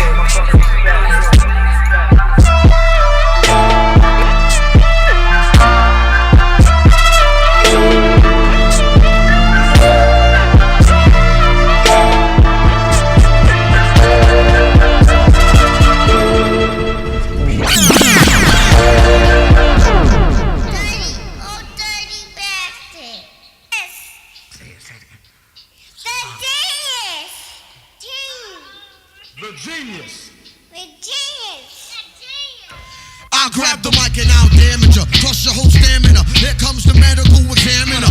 One burst in your op with a count. Bring the ammonia. Make sure we spit the right amount. Wake him up and then ask him why he attend this competition to get a ass kicking so tremendous. Boy, you know you shouldn't bother this. Leave me alone like the sunset G. Or to be fatherless. I got the Asiatic flow mixed with disco. Roll up on the scene like the Count of Monte Cristo.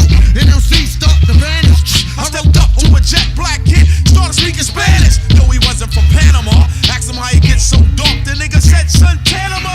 He responded so fast, he made me laugh. Ha ha ha ha ha. Then I scared his ass. Kicked 100 strongest rhymes. I brought out the punk and I'm caught him with a strong 5 deadly venom. Told him into the Wu-Tang. Witness the Shaolin slang that'll crush the shit you bring. And watch your ass take a big fall. Why? My main source is like a friendly game of stickball. And as you step with the Batman, I play the Riddler. Try to shoot me for a round, I change the headlock. Go out like a Nazi. You be wishing the fucking ass stayed home and play Yahtzee. Or watching Happy Days, sweating posse. With Ralph and Richie Cunningham, Johnny and Satsa. Me getting wrecked so up too. Like the 10.5 foot. Getting in the 7 shoe. Now picture that with a Minota. Had your ass doing some knife evil shit like John Travolta. I come strong, I make knowledge born. I flip the script and rock on from PM past the fucking dawn. Bash your hammer, you broke down. English grammar, what? Can't understand it, here's the panorama. A complete view of how it defeats you. Should've stepped to those fucking kids who tried to beat you. Yeah, I bust that ass before. You ran to Texas and came back but forgot the chainsaw.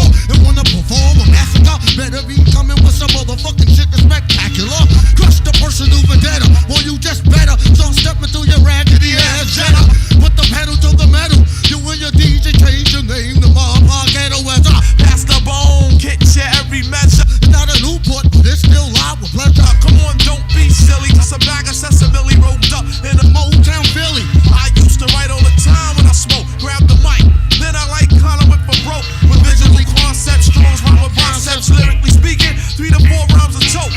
Some think they be harmless, claiming they be bombing this, but they still remain ominous. I push things like Jimi Hendrix. Rhyme on beats that go back to the days of Eddie Kansas. I teach the truth to the youth. I say, hey youth, here's the truth. Better start wearing bulletproof. Arm yourself with a shield when you get trapped up, just like the children in the cornfield. You are now listening to the Grown Ass Man Experience. Peep Game. Peep Game. Peep Game, yeah. Grown Ass Man Experience. Word, son. Below radio. Yeah, nigga. So greedy. What's going on against Phoenix. You know what I'm saying? Hey, Miss Lady. Hey, Miss Lady. You under dig? You under dig? Hey, Miss Lady. Hey, Miss Lady. You under digs me? We back. Trash. Straight trash. We back down Word, here. So Greedy Studios, Sherman, Phoenix. Grown Ass Man Experience. Y'all probably wondering where CannedBeatz Art Space is. It is where it was, and it's still on the south side. It's it's still a space over there. And shit. Again, that's 2 times though. Got you. My nigga's emotional. You should have. Dog, this nigga look like Paul Pierce. Hey,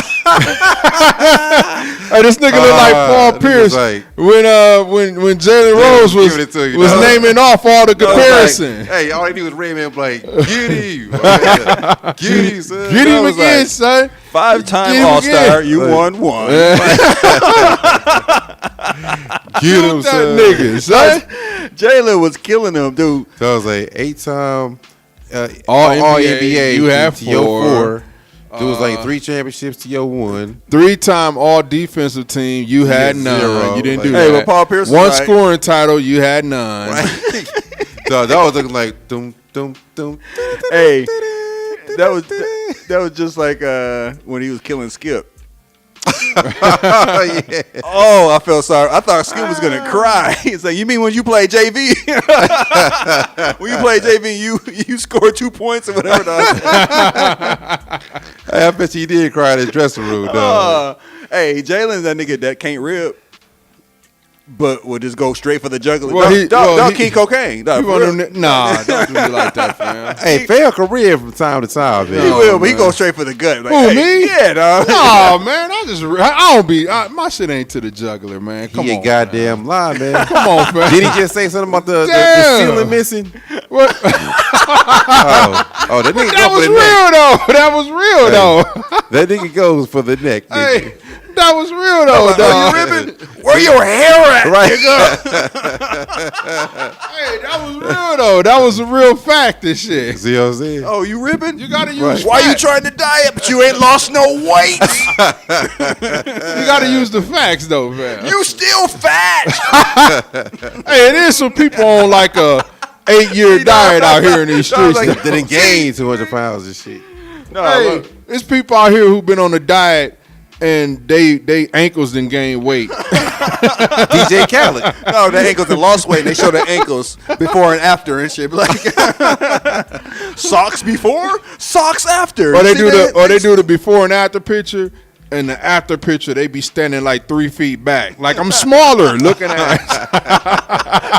I'm small. Hey, technically they ain't lying this shit, dog. Oh shit. No, but yeah, CannedBeatz Art Space was near and dear. It was something that had to end, and we ended unceremoniously, but yeah, Man, it'll come back around. It'll be again. Right, back. we got some great times up in there, man. We'll do some. We Matter might. of fact, man, where's my smock at with the S.Dot on it, dog? You ain't get rid of that shit, did you? It's in storage, bro. I mean, niggas. we might dive into something else, man. You never Hey, know. y'all be proud of the storage spot, dog. It's drive in, drive up, closed off. Inside Where that and joint shit. at? It's on East Capitol. Oh, okay. I found a pretty spot. I just find like a pretty spot that I could just pull up I can dig and just drive in, drive out. Got a little heat going on in it and shit. Shit, my Facebook memories just had when it came up in my memories when we was painting Adidas shoes and shit. Oh, word. Yeah, that was about this time. I was like, Yeah, shit, it was what about the- Yeah, them Adidas wasn't tight. Nigga, my shit hanging above. Shit on my wall right now, dog. You thought that motherfucking Shit garbage. cold. Hey, yo, dog. Shit like Basquiat. Before we get away from it, I just played 2 joints during that last break. The first joint was 100 a Show featuring Rick Ross. That was Nipsey Hussle. That was off of Mailbox Money. And then another joint was Old Dirty Bastard, Damage. That was him and the Genius rhyming back and forth. The Jizzle. Hey, I played that because I was listening to Old Dirty Bastard like over the weekend and shit. And, it was crazy to go back and listen to that debut album because that was some crazy shit, man. It was straight comedy. Like it plays like a comedy album almost. Like it's like funny hip hop. Like I laugh at that shit. Like it's like some of the shit on there is cold, but as I'm listening to it, I laughed at a lot of that shit. And I listened to that album from front to back. And I'll never forget, man, one of my homies and shit, we was listening to this shit at his house. And the song on there called The Stump. I love that shit. We was listening to this album, and the only time that Dog Uncle would start snapping was when Stump was playing. So we was listening to this shit, and Dog Uncle came out of his room, was like, he was bobbing his head. He was into this shit, and we was like, because it was so awkward. Because it was like, what the fuck is going? Like, why is dog even? Right. And he was like, oh, I like that shit right there. You know, it was like one of them moments where it was like, you like this shit? Like, because we laughed at that song. It wasn't that we necessarily liked it. I can't even explain it, but he came out and he was vibing to that shit. Can you pull it up? No, dog. Dude. We got one more break, fam. All right, because I like that shit. That but was dope. I would pay top dollar for that album without his vocals and just all the ad-libs and the shit that's going on in the background. I would pay top dollar because that shit in the background is the shit that was funny in the fuck, dude. Oh, yeah, all the little shit. The motherfuckers in the That nigga dirty. He ain't shit. Dog, I thought the nigga recorded that shit like outside the project. He ain't said nothing. Dog. Right. Fuck him. and that was dog in the back. Right. That's the worst part. Hey, did you ever read? There was an interview of dude when he came when he did the remix to Mariah Carey shit. Yeah, when they talked about how he went about it, how terrible he was. He was wilding out. G's off that shit, dog. He's like, Right. let me another 15 racks. But he slept the whole time. Right. That nigga did 2 bars. He was like, me and Mariah. I'm gonna take a nap real quick, dog. That's what he was sleeping like 4 hours, dude. Right. Nigga got back on like, hey, what I got so far? They was like, me and Mariah. Nigga, that's all you said, nigga. You thought what you got so far. Did he ask for some more money? Like, yeah. That was like, go back like babies and he was like, pacifiers. I'm gonna need like 15,000 to finish this. And the manager was like, you know, he asked for it and it was real messed up. But you know what? I just said fuck it because I knew that it was gonna be something if we got something it finished. So he was like, I went in there, asked him for some more money. Got the money, gave it to him, and he finished the song, and it became. But then dog leave and got some clothes. Dog went Yeah, and got dog. Oh yeah, He left that was the other He thing. said for the video, so he's like, I need some Timbs. Yeah. He's like, I need some Dog jogging said, yeah, this wasn't over. You thought recording was bad. He showed up to the video shoot with demands of where he wanted clothes from. Right. And they gave him another 15 G's too, dog. I thought, nigga, got like 60 G's out the whole ordeal. That shit crazy. Hey, man. but that song classic. Yeah, it is. That was a big song for Mariah, and it was largely because of Old Dirty Bastard. And they played on the radio all the time back then. They still play it. Genius that they put him on that song. Like Right. I would not have thought of putting him on that song, but And they said dog kept the clothes and shit too, because he was supposed right, to he was supposed to give him back. Right. Dog kept all the that clothes. shit. He's like, I'm out. You know that shit. You know he was keeping that shit. Hell yeah. That shit funny as That hell. nigga dog. was a fool. Right. But real quick, I want to actually touch upon the Milwaukee Bucks hitting their 60-win season and the potential MVP season of Giannis Antetokounmpo. Even up to this point, which I have a problem with. I don't know if y'all got a problem with him playing and shit up to this point. I guess they had. It's only one more game. I know. I mean, Yeah, at well, this point- they had to play him against Atlanta just to. But you know the thing is too. I know. You know how we feel. We feel like, man, you know, we got shit clinched. Rest that nigga. You know, that's how we feel. But there is one thing with being an NBA player, the repetition and everything else. You kind of need that. Like, you need to actually play the game to stay sharp. You can't really rest the person too much because it gets them out of game shape. Yeah. And he was limited, so he only played 24 minutes. Still had 30. And still had like 30 and like a ridiculous stat line. Like that dude is just a monster. Yo, man. see what's emerging, right? That jumper is emerging. Oh yeah, he getting more comfortable. I've been telling y'all that. I've been watching. Hold on, you remember when we went to the game and I was telling you then, I said, dude, he can hit these jumpers. He just wasn't, he's just not comfortable shooting it. He's thinking about it. Right. And as a shooter, you can't think about it. You You just gotta let ride. that shit go. Yeah. Like you get the ball, you never should be thinking like, man, should I shoot? You should be thinking like, oh, I'm shooting this shit. Once you get Trying to that tell in you. you, and if you are capable, if you can actually shoot, because there's some people who feel like, oh, I'm shooting this shit, and they should not be shooting that shit. There's a lot of people like that, especially if you play pickup ball. It's a ton of people like that. But if you like a good player and you get comfortable with just shooting that shit, it makes a big time difference, dude. I'm gonna take the words from my friend, my white friend, from the Flying Knipple brothers, who were like 3-on-3 Gus Macker champion, like Hall of Fame. Just chuck it. That's all I they said. Just chuck it up there. Just chuck it up, dude. Yeah, you never think about this shit. Just I mean, you watch Steph Curry. He ain't thinking. Yeah. He just throwing it up there. Man, Steph Curry been shooting jumpers since he was in the womb. But I'm saying, like, literally just chucking it up there. Shit. Once you shoot so many shots, your form is what your form is. You just gonna shoot it. Once you're used to it, it ain't nothing. Right. Like, and you know, Giannis still got a little hitch in his jumper. He still has this It's a hesitation. He has a setup that he has to do. Mm-hmm. Once he don't need the setup anymore and he can pull at will, it's gonna be a problem. I wasn't so impressed with the 3-point shot as I was with his little 10, 15 footer that he was pulling out. Because he's knocking that down. When he was throwing that on the Sixers, right? I was like, oh man, nigga, right? It's over. Right, it's over. If you work with a shooting coach this summer, he is. Which he will. He is though. He will. You know he will. He gonna continue to do. Think about this, man. The rookie that we seen and the player that we see now. Two totally different. You like, who are these people? Like, who is this dude? You can see glimpses that rookie. You seen he had some raw talent, but I'm gonna tell you flat out. Did I think that he was gonna be how he is now? Ain't no Hell way. no. I'm telling you, 3 years Hell ago. no. 3 years ago, when we were my study group was interviewing Peter Fagan, we were up at the Cousins Center. And he was down there practicing by himself. He was working with a shooter. Like, that was 3 years ago. He'd been working with a shooter. Like Cole said, he just ain't never really got the confidence to do it. And then 3 years ago, honestly, Giannis was already turning the corner, and I knew then, I was like, oh, he about to be a problem. Yeah. So, I mean. That was the beginning. That definitely was the beginning. Yeah, you know he had some beats in him when he had that dunk at the Garden. Oh, yeah. Came down fast break, you know what I'm saying? And spent over, dude. Well, no, I'm talking about the other one where he came full. The game winning one. Yeah, he took off and just yammed on somebody. Like, he's like rookie. It's so many. Yeah, yeah. Now it's ridiculous. It's so many. Like, he dunked on old boy against Atlanta, like the Euro step, and he was just so close. I thought he was gonna lay it in. I'm just gonna dunk it. You know what's crazy about this whole Giannis thing is that, just like you were saying earlier, white folks in this state. They love the baseball, they love the football and shit. Yeah. But the basketball is for the niggas, I'm saying so to say. But they love claiming dog as Greek.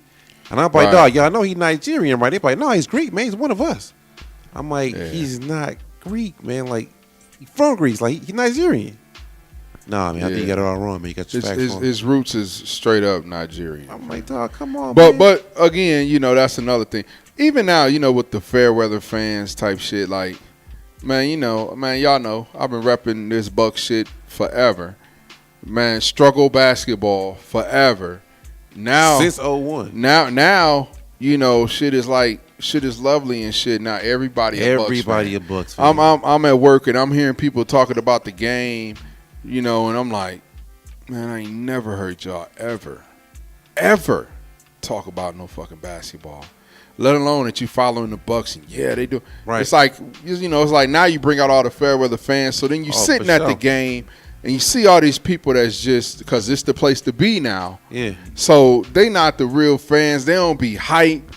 They don't be knowing how to get the crowd into it. They like, everybody clap your hands. They don't be knowing to clap and shit. I'm like, no, y'all don't be The here. ultimate game is to sit here head to head, name many Bucks as you can throughout history. Just keep on going. Oh, right. Till you People struggle. Man. Right. People be struggling. Like I was telling Dot, I said, dude, I sat through, man, us drafting Joel Alexander and shit, and we thinking this dude finna be the truth. This white boy, he could jump. Mad Hops. He was trash. Dude. Marcus Haislip, trash. Like, but we've drafted Larry these people. Sanders. Dude, trash. who we saw? Did we tell you we saw Joel Presbilla? We went to Ash Gang. We was out in Brookfield. He came in with some cats with some MAGA hats on. He's still here? He come down? Yeah. He was here. Cats was like, that's Presbilla. And they got MAGA hats on? No, his guys had MAGA hats on there. I'm wasting time to rumble. See? Hey, we was all down there. But Anyway, but shit, Jerry Ouse Reynolds. What? Todd Day. Nigga Blue Edwards. What was dude's name? Jerry Honeycutt. What was the Asian dude we had today? Was like, he gonna be cold. Yi Ling or whatever in the fuck. I was like, come on, man. Shit. Damn. Paul Pressey. Well, nah. No, Them, Paul is, Pressey, he them good. is classic Bucks players right Fan there. was nice. I want that jersey though. Paul Pressey. Why don't they use Ricky Pierce. Paul Pressey, Ricky Pierce, Terry Cummins, Oh, Sidney shout out to Moncrief, Sidney Moncrief Jack and Jack Sigma. Hall of Fame? Yeah, Hall of Jack Fame. Sigma, I don't you know. I don't know if them, Jack Sigma them should've is got Hall of classic Fame, Bucks. Brad Lohaus, you know, all these motherfuckers. You know. Randy Paul Brewer. McCaskey. Nah, fuck Randy Brewer. Dog. He wasn't shit. But yeah, so I mean, when they was in there together, dog. He Jack still Sigma. was whack. There was Twin Towers. But yeah, man, you look at all that. Twin Tower. You look at all that, and you So know, Lil Wayne and Elroy. right now we winning and shit. You know, last Bucks game, me and Dot we had went to, and Too Short was there and shit. Kicking. He was at the Bucks game kicking it. Like, bitch. Bucks is out here balling. You know, but yeah, Too Short was there. Like, he didn't perform like Ja Rule though, right? No. Well, no, he didn't perform at all. They had He's just that. the game chilling. They had that Legends of Hip Hop concert that Word. fell through. Word. Yeah. DJ Quick. 8 Ball MJG. 8 Ball MJG might as well move here. Yeah. Because they pretty be much. up in here. A lot. Hey, what's up with the promoters constantly booking these niggas, though? I got nothing against them. I fuck with them. I fuck with their music. Y'all know. But goddamn. Like, how many times y'all gonna bring 8 Ball MJG? You gotta Too go where they Short? love you, man. They They must love be. me. We love them niggas here, man. I swear, Quick stay on 8th and Keith. He's always here. Got a couple dope Quick houses. be here. Hey, Bone live here, though, for real. Some of them niggas live here. Yeah. No bullshit. Come on, Bone Thugs and Harmony, nigga. Them niggas live here. So you know we Busy Bone live here, nigga. What the fuck is he doing here? I don't know. Shit. So when he's on live, nigga was here. When the police came, he's like, police at the door. He's like, oh shit. This is the police. Hey, Reverend Al Sharpton, y'all heard about that? Yeah, hey, hold on. Before we get to that, just one thing on my preem shit. Man, we got to get these reviews of this food and shit. Oh yeah, I'm gonna get there. I'm gonna get there. Okay, I all just right. want to make sure we hit this because I know For sure. cats ain't really up on it, but I want to make sure we For say sure, something for about sure. it. But apparently, Al Sharpton cooperated with federal officials and was monitoring motherfuckers in the 80s and 90s and shit and turning people in. The crazy thing about that is, one, I don't doubt that happened. Two, I was more concerned at the fact that he is like affiliated with drug trafficking himself, and actually was the reason why he was turned to a snitch to a certain extent. No shocker here. I didn't know that shit. Damn. Y'all know that shit? I ain't know that shit, but I'm gonna tell you, man. When you read that article that they put out, what was that, Washington Times? But when you read the article that they put out and the way they put it out there, it's like, yo, are y'all trying to get this motherfucker murdered? Pretty much. He said he don't care though. He said I want to snitch. I don't care. Man, I was an informant. The way it looks, it's like, I was a cooperating. That motherfucker, you was Y'all more than a finished snitch. Motherfucker, Dog was more than a snitch. Dog was extra out here for him. He like the real life Huggy Bear and shit, man. Confidential informant number 7. That was what he's called. Man, listen, Number man. 7. I feel like they trying to get dude murdered. It just, sound like just putting that shit out there. There was no reason. Since when do informants? Since when do they come out? You don't get since, revealed? Since when do you find out that somebody was an informant? Like, Since man. when does that happen, dog? Well, Now, that is true. Junebug Johnson, fan was a They don't snitch. ever like Since reveal when? you. They don't ever tell you. And you alive. Right. You out here living this shit. You in the witness protection and they program. gonna just put your information. Yeah, he was an informant. Since when does that happen? And he in New York. Come on, man. I feel like they trying to get dog mode. I wouldn't doubt it, man. Well. Nigga in the mirror taking selfies. He looked like he dying already. How was him and Bill Y'all Cosby supposed to help man. me? Those before and after pictures, D. Man, y'all see him spell respect? Oh yeah. See, that's how you know he's a snitch. Did like they can't even spell right shit. Oh man, He spelled it like baby. Blocked. Yeah, man. But yeah, that's just a weird story, man. I'm shocked that they put information like that out there about him, and I feel like they trying to get dude I'm off. trying to tell you, man. Somebody will get him. Well, to be continued. We'll watch that shit. But speaking of fat niggas, I don't know. No segue here. Right, that was a terrible segue. But I don't know what the fuck. Right. Hey, that before picture of dog and the after picture is hilarious. The dog face look like he just like somebody blew him up. He got sick skinny. Yeah. Dog, got his sick skin. head's still the same size as it was when he was Right, fat. man. When you lose weight like that and you got a big ass head, your head ain't gonna never get small. Oh, Bob. Ain't no shrinking your head, motherfucker. Big head, motherfucker. You know Right. I got that Biz Marquee. Oh man, big head. Make the music. Neck brace with your knee, mouth. motherfucker. Make the music with your mouth, Biz. But we have this Buffalo Boss. Everybody get ribs. Chicken wings. Everybody. And this vegan. What is a vegan? Vegan macaroni and cheese. Where is it from? It's from the Next Level Vegan. The right Next here, Level, yeah. right here in the Sherman-Phoenix. So we are frequenting black establishments, black-owned establishments. Word, There's no word. better place but to frequent them than at the Sherman-Phoenix, which is centralized right here in the center of Milwaukee in Sherman Park, on Fond du Lac and Burleigh. Like I said before, historic and monumental spot where it has culminated, where it's just all black-owned businesses all in one spot. Shout out to So Greedy, Strick, letting us use the So Greedy studios for the Grown Ass Man Experience. Word. Shout out to blowradio.com, since we giving all shouts out to black-owned shit. Word And, for being the home of the Grown Ass Man know what I mean? Experience. And we about 4 years. with Homer. Yeah, we about 4 years with Blow Radio, ain't we? Yeah, I think so. Because I 5 years ago, because I saw something About come up 5 5 years years ago about ago. Rap FM. So it's about 5. Yeah, it's About 4 years. We gonna see him on Sunday. You wanna know what's Saturday? crazy, man? Like it was still crazy to me that we wasn't on Blow Radio from the get go, and it's really just based off of King Cocaine was like, hey, I was gonna hit up Homer. dog. Just like that. Dog, it was like I felt honestly, and when I talked to Homer, I said, dog, I kind of feel bad because we probably should have been hit you up about this. Right. But man, he was like, he's like, you already know. he fam." was like, nigga. Like, hell, you should. He basically felt the way I felt. Like, nigga, yeah, like, what the hell? Like, send that shit over. You know what I'm saying? Like, Right. I felt bad. Like, I felt like, I don't know why we was, and it's nothing against rap, because rap they do their thing, and rap is still out there doing their thing. Yeah.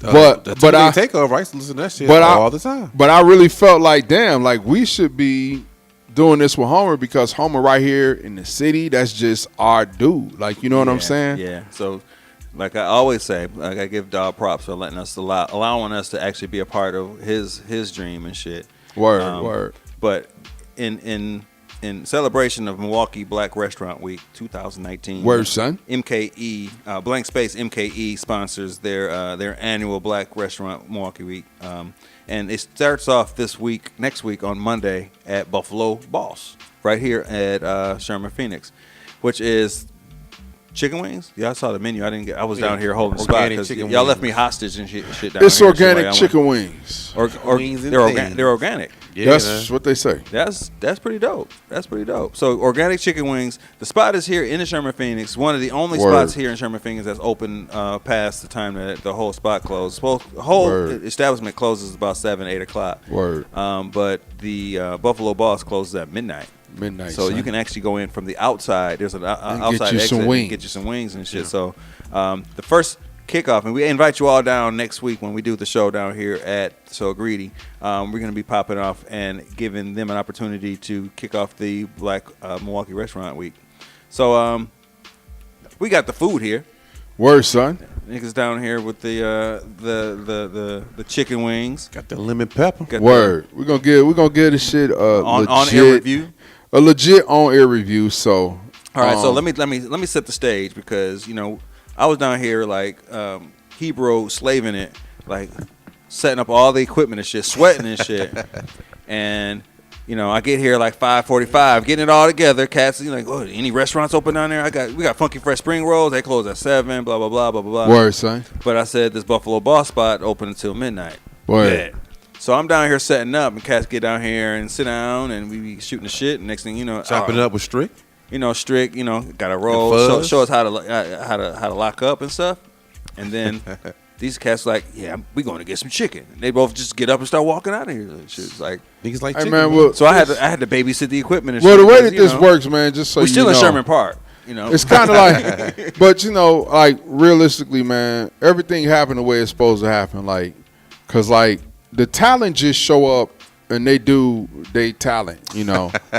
Like when somebody's like running the show, they show up, set the stage where my for the dressing room talent. at? You feel me? You set the stage, you get me a microphone, you get me hooked up, and I'm gonna display my talent. And I need it.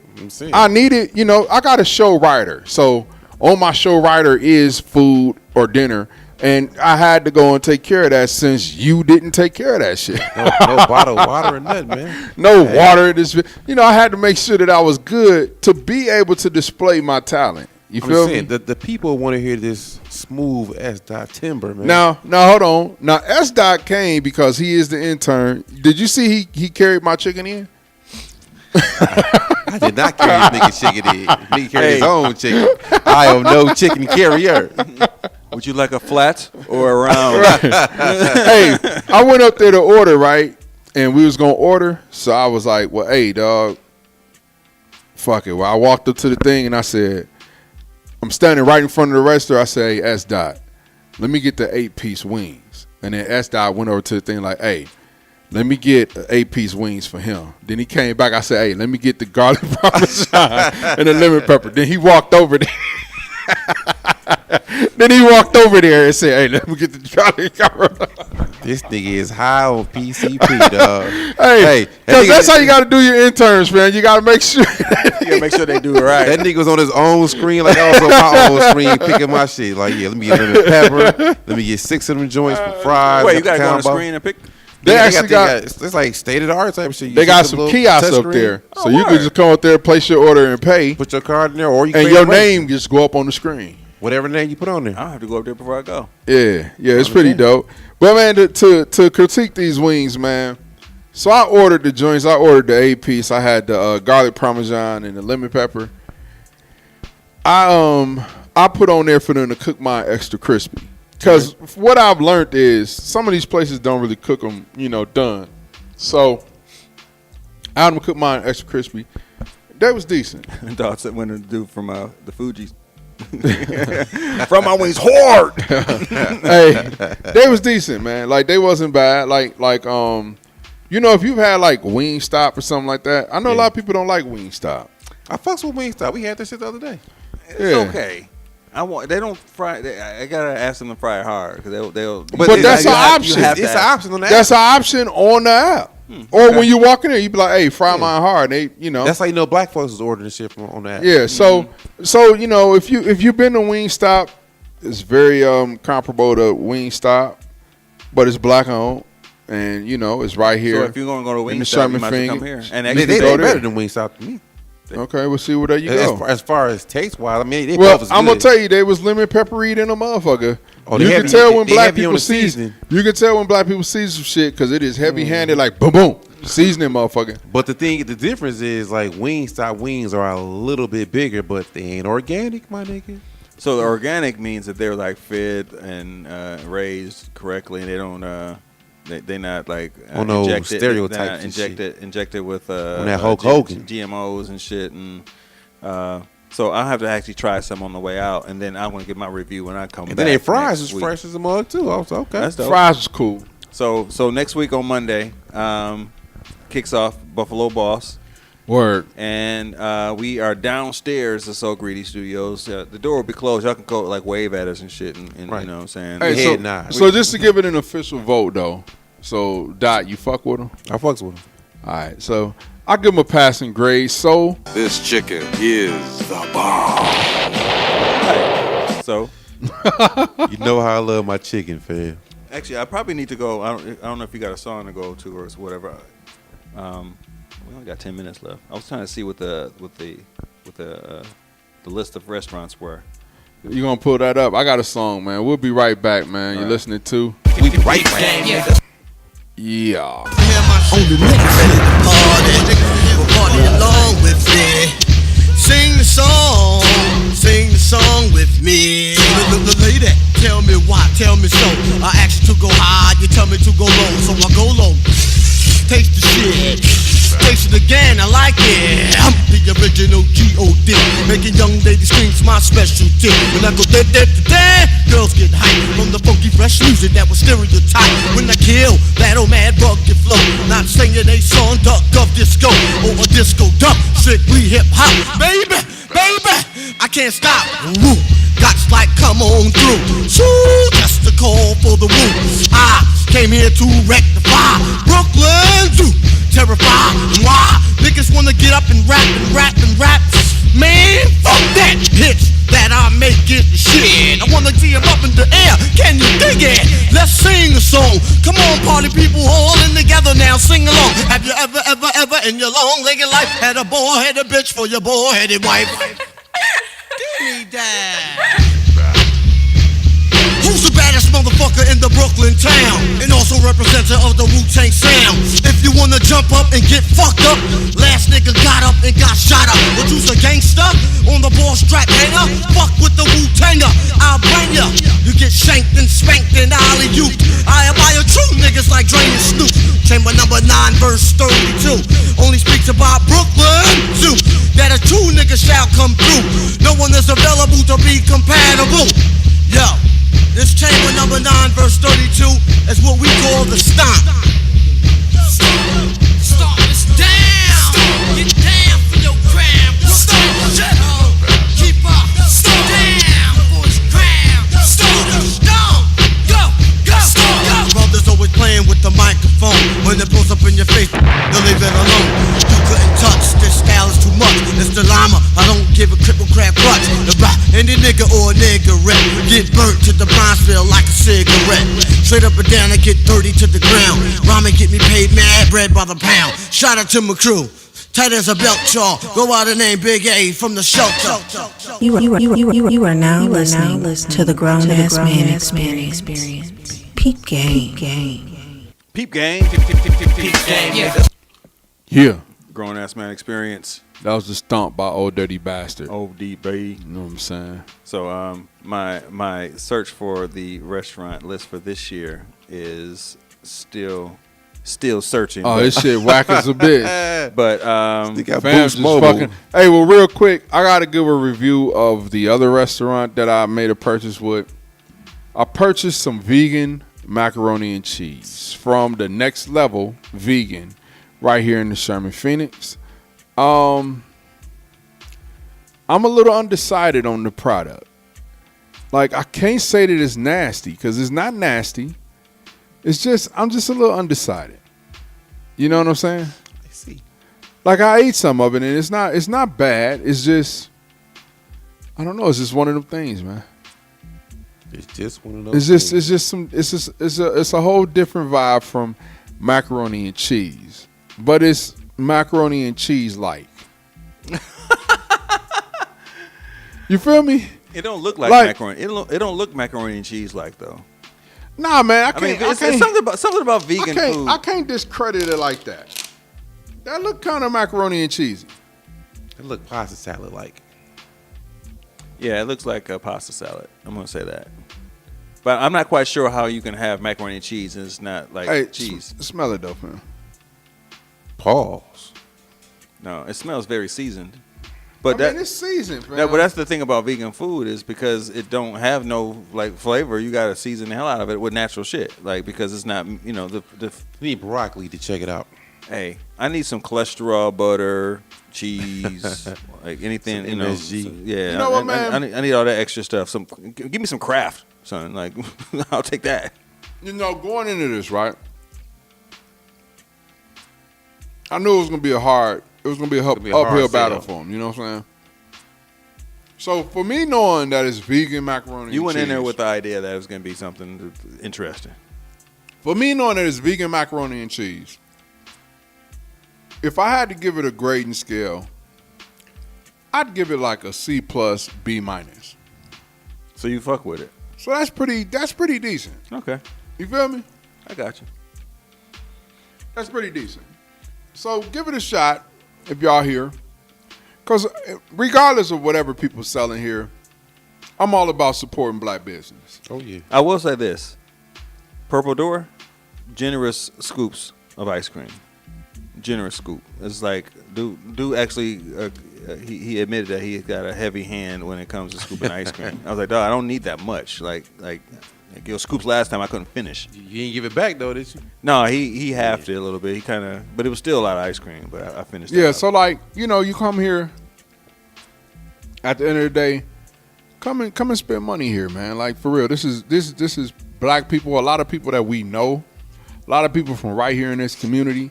Come and spend money with them, cause like, you know how we be on some old like, yeah, you just really want to like try to put your money towards, recycling the black dollar.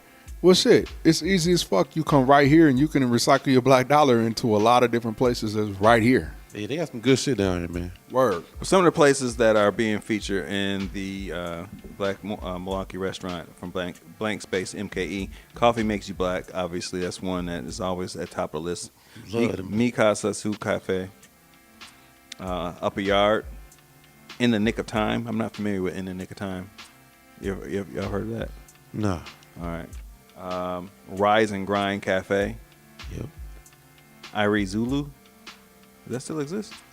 Irie Zulu? Yeah, they do. Okay. They made it past their little. All right. Scene 1. Ain't them your peeps? Irie Zulu? Yeah. Nah. Oh. You got some people there's about an alphabet, right? No, that's something else. No, they closed. Nigga. They closed. Scene 1, Mr. Perkins, Mr. Barbecue. Never heard of that one. D's Elegance, Tony's Barbecue Unlimited, Pass the Peas, and Pass the Peas actually was that you, King Cocaine, that went to Pass Peas and they wouldn't let you in? He's like, no, it's a grizzly bear I was outside. like, you was waiting outside. Nah, they you never, know they never what? opened the door or something like that. Nah, you know what it was? Go to Pass the Peas when that shit say that they open, and you get there and they be like, hey, you're gonna have to wait a half hour to come in.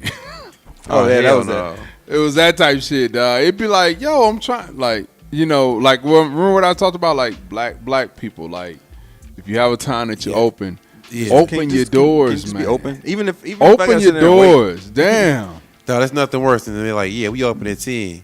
You get there at 10:02, motherfuckers still ain't. It's kind of like setting up the show and saying the show started at 7 and cats don't show up until 7. You know what I mean?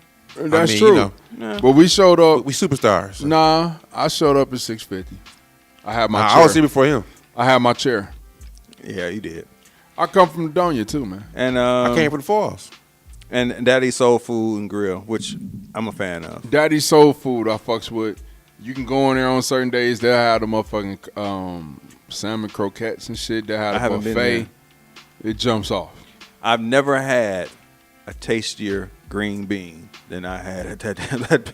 You can eat a bowl of them green beans and feel like it's a meal at Daddy's Soul Food. You never been there? Where's that? On 27th. Violation, nigga. Oh, is that 27th? That 27th. No, Wells. I'm saying Violation on fam. 27th of what? We're gonna go there soon, man.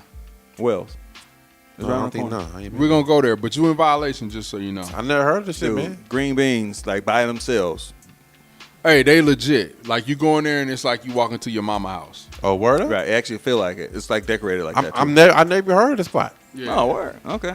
We got actually. You gotta check it out. You still got that soul food spot in Menominee Falls yet?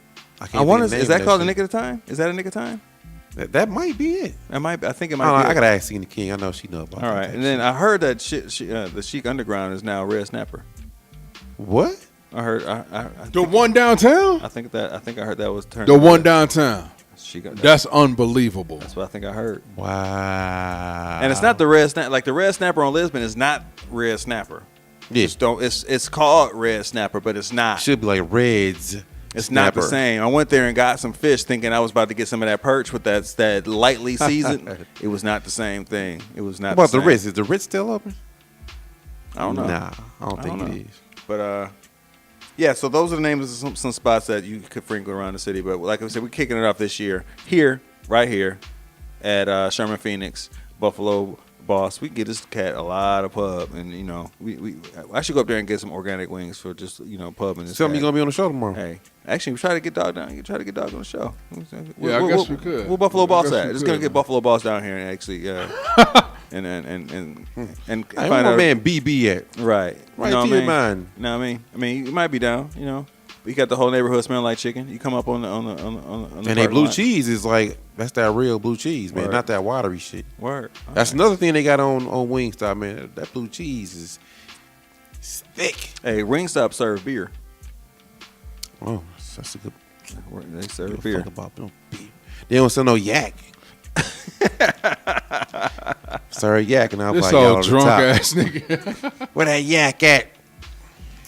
Hey, but I want to, before we get out of here, I want to make sure we give props to Strick and Fuzz. And Fuzz was down here. He let us in, let me set up. Strick came down there, show love. Straight from Paris. From Paris. Dog came in from Niggas Paris. was really in Paris. Yeah, he was. Niggas in Paris. Yeah, Huh? niggas in Paris. Niggas up there touring. Yeah, yeah. He took a pic with Talib Kweli and yeah, I did see that. Yeah, he had a Master Ace had the Brewer shirt on and shit. Yeah. Dog living his best life, man. I mean, when I grow up, I want to be strict. And shit, you know. I'll tell you, man. Shout out to Kanisha. Right. Word. For letting it happen. You know, making it happen. And shout out to Steinhoffers for supplying King Cocaine with the extravagant shit. You know what I'm saying? That shit straight from Ash. Hey, I'm wondering if I should take my shit with me, fam. This motherfucker might disappear. Hey, cats be upstairs, but Buffalo Boss like sitting down there frying chicken, sitting down. Your dog cheering. Y'all leg crosses. Hey, like, come in and a motherfucker out there in the little common area in my shit. Like, what the fuck, man? Nigga, I'm definitely taking my macaroni wrestling and chair, cheese. nigga. Hey, one place you gotta try is the spring rolls. The Spunky Fresh spring rolls. Check 'em out. They got some chicken spring rolls. They're the truth. Word. You gotta get like 14 of them though to be like, feel like a meal. But so they like mini rolls and shit. They kind of slim. Okay, dog. You gotta check out the pizza spot too. Oh, okay. And the popcorn joint. It's the popcorn place in here? Lush. Oh, really? Oh, yeah. That's the popcorn place? Mm-hmm. Now, you know I fuck with popcorn. I'm a popcorn, like, connoisseur. That's what you had the Bucks game. I don't know if you know, I pop my own corn at the crib. Like with the legit. That's what I do. Without the popcorn popper. With the on Hey, the nigga said enthusiastic. Like, hey, I pops my own corn. Nigga, pause. Jimmy crack corn. How you gonna pause me saying I pop my own corn? Hey, the way you said it, dog. This nigga that turned it into something else. You said a real flamboyant style, man. I pops my own corn, just so you know. Right? So nobody pop corn. Nigga. Look, man, fuck y'all. Hey, I pop it on the skillet on the stove top with oh, dog, old school. This nigga from the 80s. He got his hand like this on his hip and shit. Right. He got a bonnet on and shit. Hey, you ain't had no pop. How do you pop popcorn? Put my hand up on my head, and when you dip, we dip. Look at that. How do you pop popcorn? I got gadgets and shit, man. See, I don't got no gadgets. I ain't got no gadgets. No, I got this. All right, so you know, violation. Violation of your popcorn. Hold on, check it out. Wait, dog, hold on. You got gadgets for your popcorn. Listen, it's corn. Y'all seen that video that I had when Lil Tory was over at my house? Oh, right, yeah. And I had a popcorn popper. Right. Well, I got one that blew that shit away, man. I bought this shit on discount around the time like Christmas shopping. Mm-hmm. It's like this big ass like round like ball like it's made of plastic. They got the popcorn hanger in the inside, right? You pop the shit, you take the lid off, and the shit is in a bowl already. That's and cheap. It's dope as fuck, fam. That's cheap. So that sounds just like his motherfucking you know what that's like? That's like I bake cookies and you bring in some Pillsbury shit and like start slicing them and shit. And right, put them in the oven. Nigga, It's the same kind of shit. No, listen, dog. Nigga, just take them out the oven and they cookies. Listen, the shit it's legit like you went to the theater. I'm not exaggerating. And I got the shit down to a science because you got to buy a certain type of oil. You got to put the oil in there, let it run around, and you got to put the seed in at a certain time. Hey. It's fire. I'll put my stovetop skillet popcorn against your little like. Hey, we can battle it out. Popcorn battles in this bitch. Hey, we can battle it out. I'm telling you, you're gonna be like, hey dog, I fucks with that popcorn. Nigga trying to make that Jiffy pop and shit. Hey, dog, just press a button, Jetson popcorn maker and shit. I told you, the nigga got a butler, man. You know what I'm saying? Jarvis got a butler. Dog don't even put no corn in it. Hey, the corn just in the box and shit. I'm in there pouring and measuring. Hey, This nigga in here whipping work like it's popcorn, whipping popcorn, cooking dope popcorn and shit. Hey, when you go to this Wisconsin farmed and grown at Woodman's, it's black. It's a black popcorn kernel. Okay. Outrageously delicious, dog. They do it pop white though? They pop white. Oh, okay. They pop white. They real. Hey, just like some popcorn from Woodman's. Couldn't wait to be white.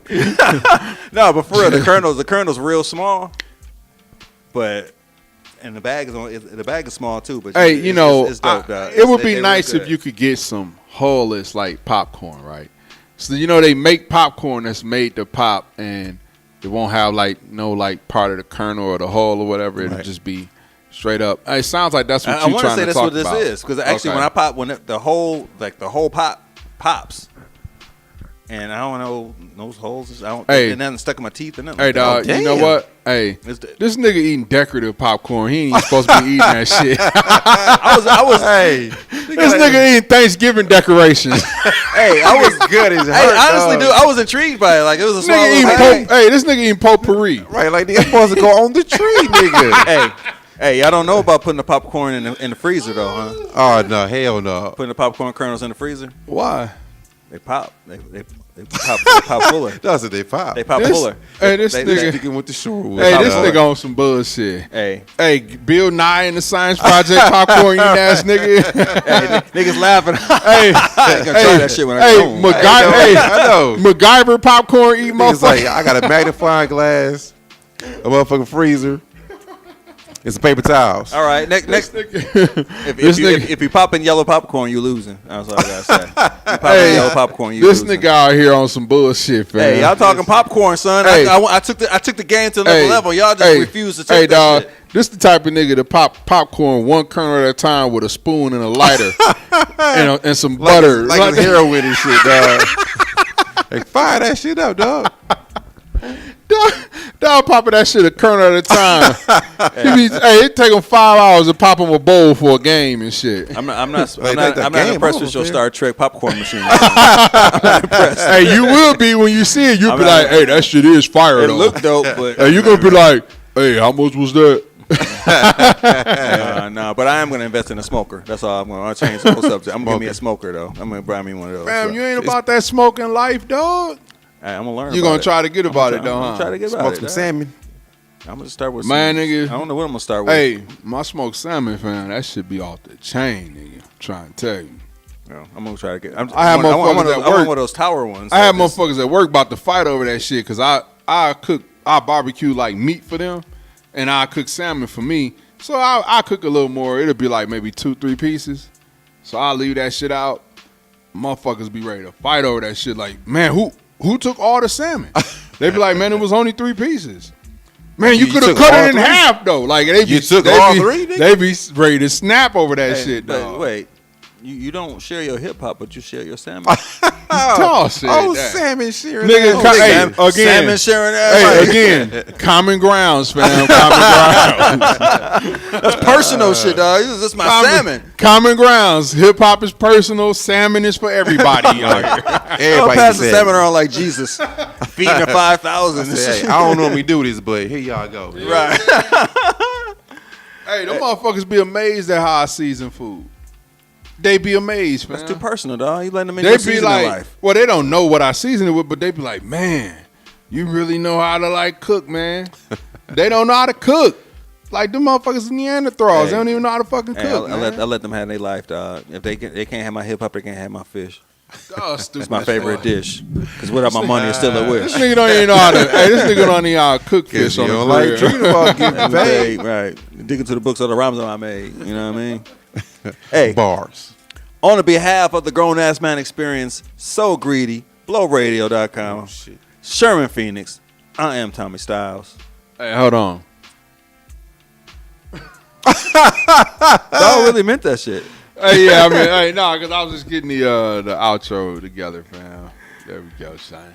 Okay. On behalf of the Grown Ass Man Experience, So Greedy, BlowRadio.com, Word, son. Sherman Phoenix. Word, son. You know what I mean? I'm Tommy Styles. Boo, boo, boo. Oh, you mad because I'm styling on you. We got S.Dot, the intern. Thank you, ladies. Rest in peace. Nipsey Hussle. Nigga. Oh, damn. This nigga trash. He said it on top of this shit, No, fam. just as disrespectful as Kodak Black. I ain't know the nigga finna shoot a nigga up and shit, dog. I was putting shots in the air, fam. For who, nigga? That's just how we do. It's the 4th of July. S-Dots with polo fleeces, Purple label shit with the logo We secret. didn't even get to talk about the Lauren London and Kodak Black Hey, man, shit. We ain't have to speak. We ain't Nigga talk be dead about in a it. That couple shit weeks. bogus. Hey, fuck dude. Yeah, that's how I feel. And on the ones and twos, King Cocaine. Nigga alert. Hey, hold up, real quick, one more time, 1 second again. 100% pure. You can catch us every Tuesday right here, blowradio.com. We'll be back next week. Blank Back in Space, so green. MKE. Buffalo Boss. You're going to check out that chicken again. Have y'all check it out. Next level vegan. You know what I mean? Sherman.Phoenix. Love it down here. Catch us next week.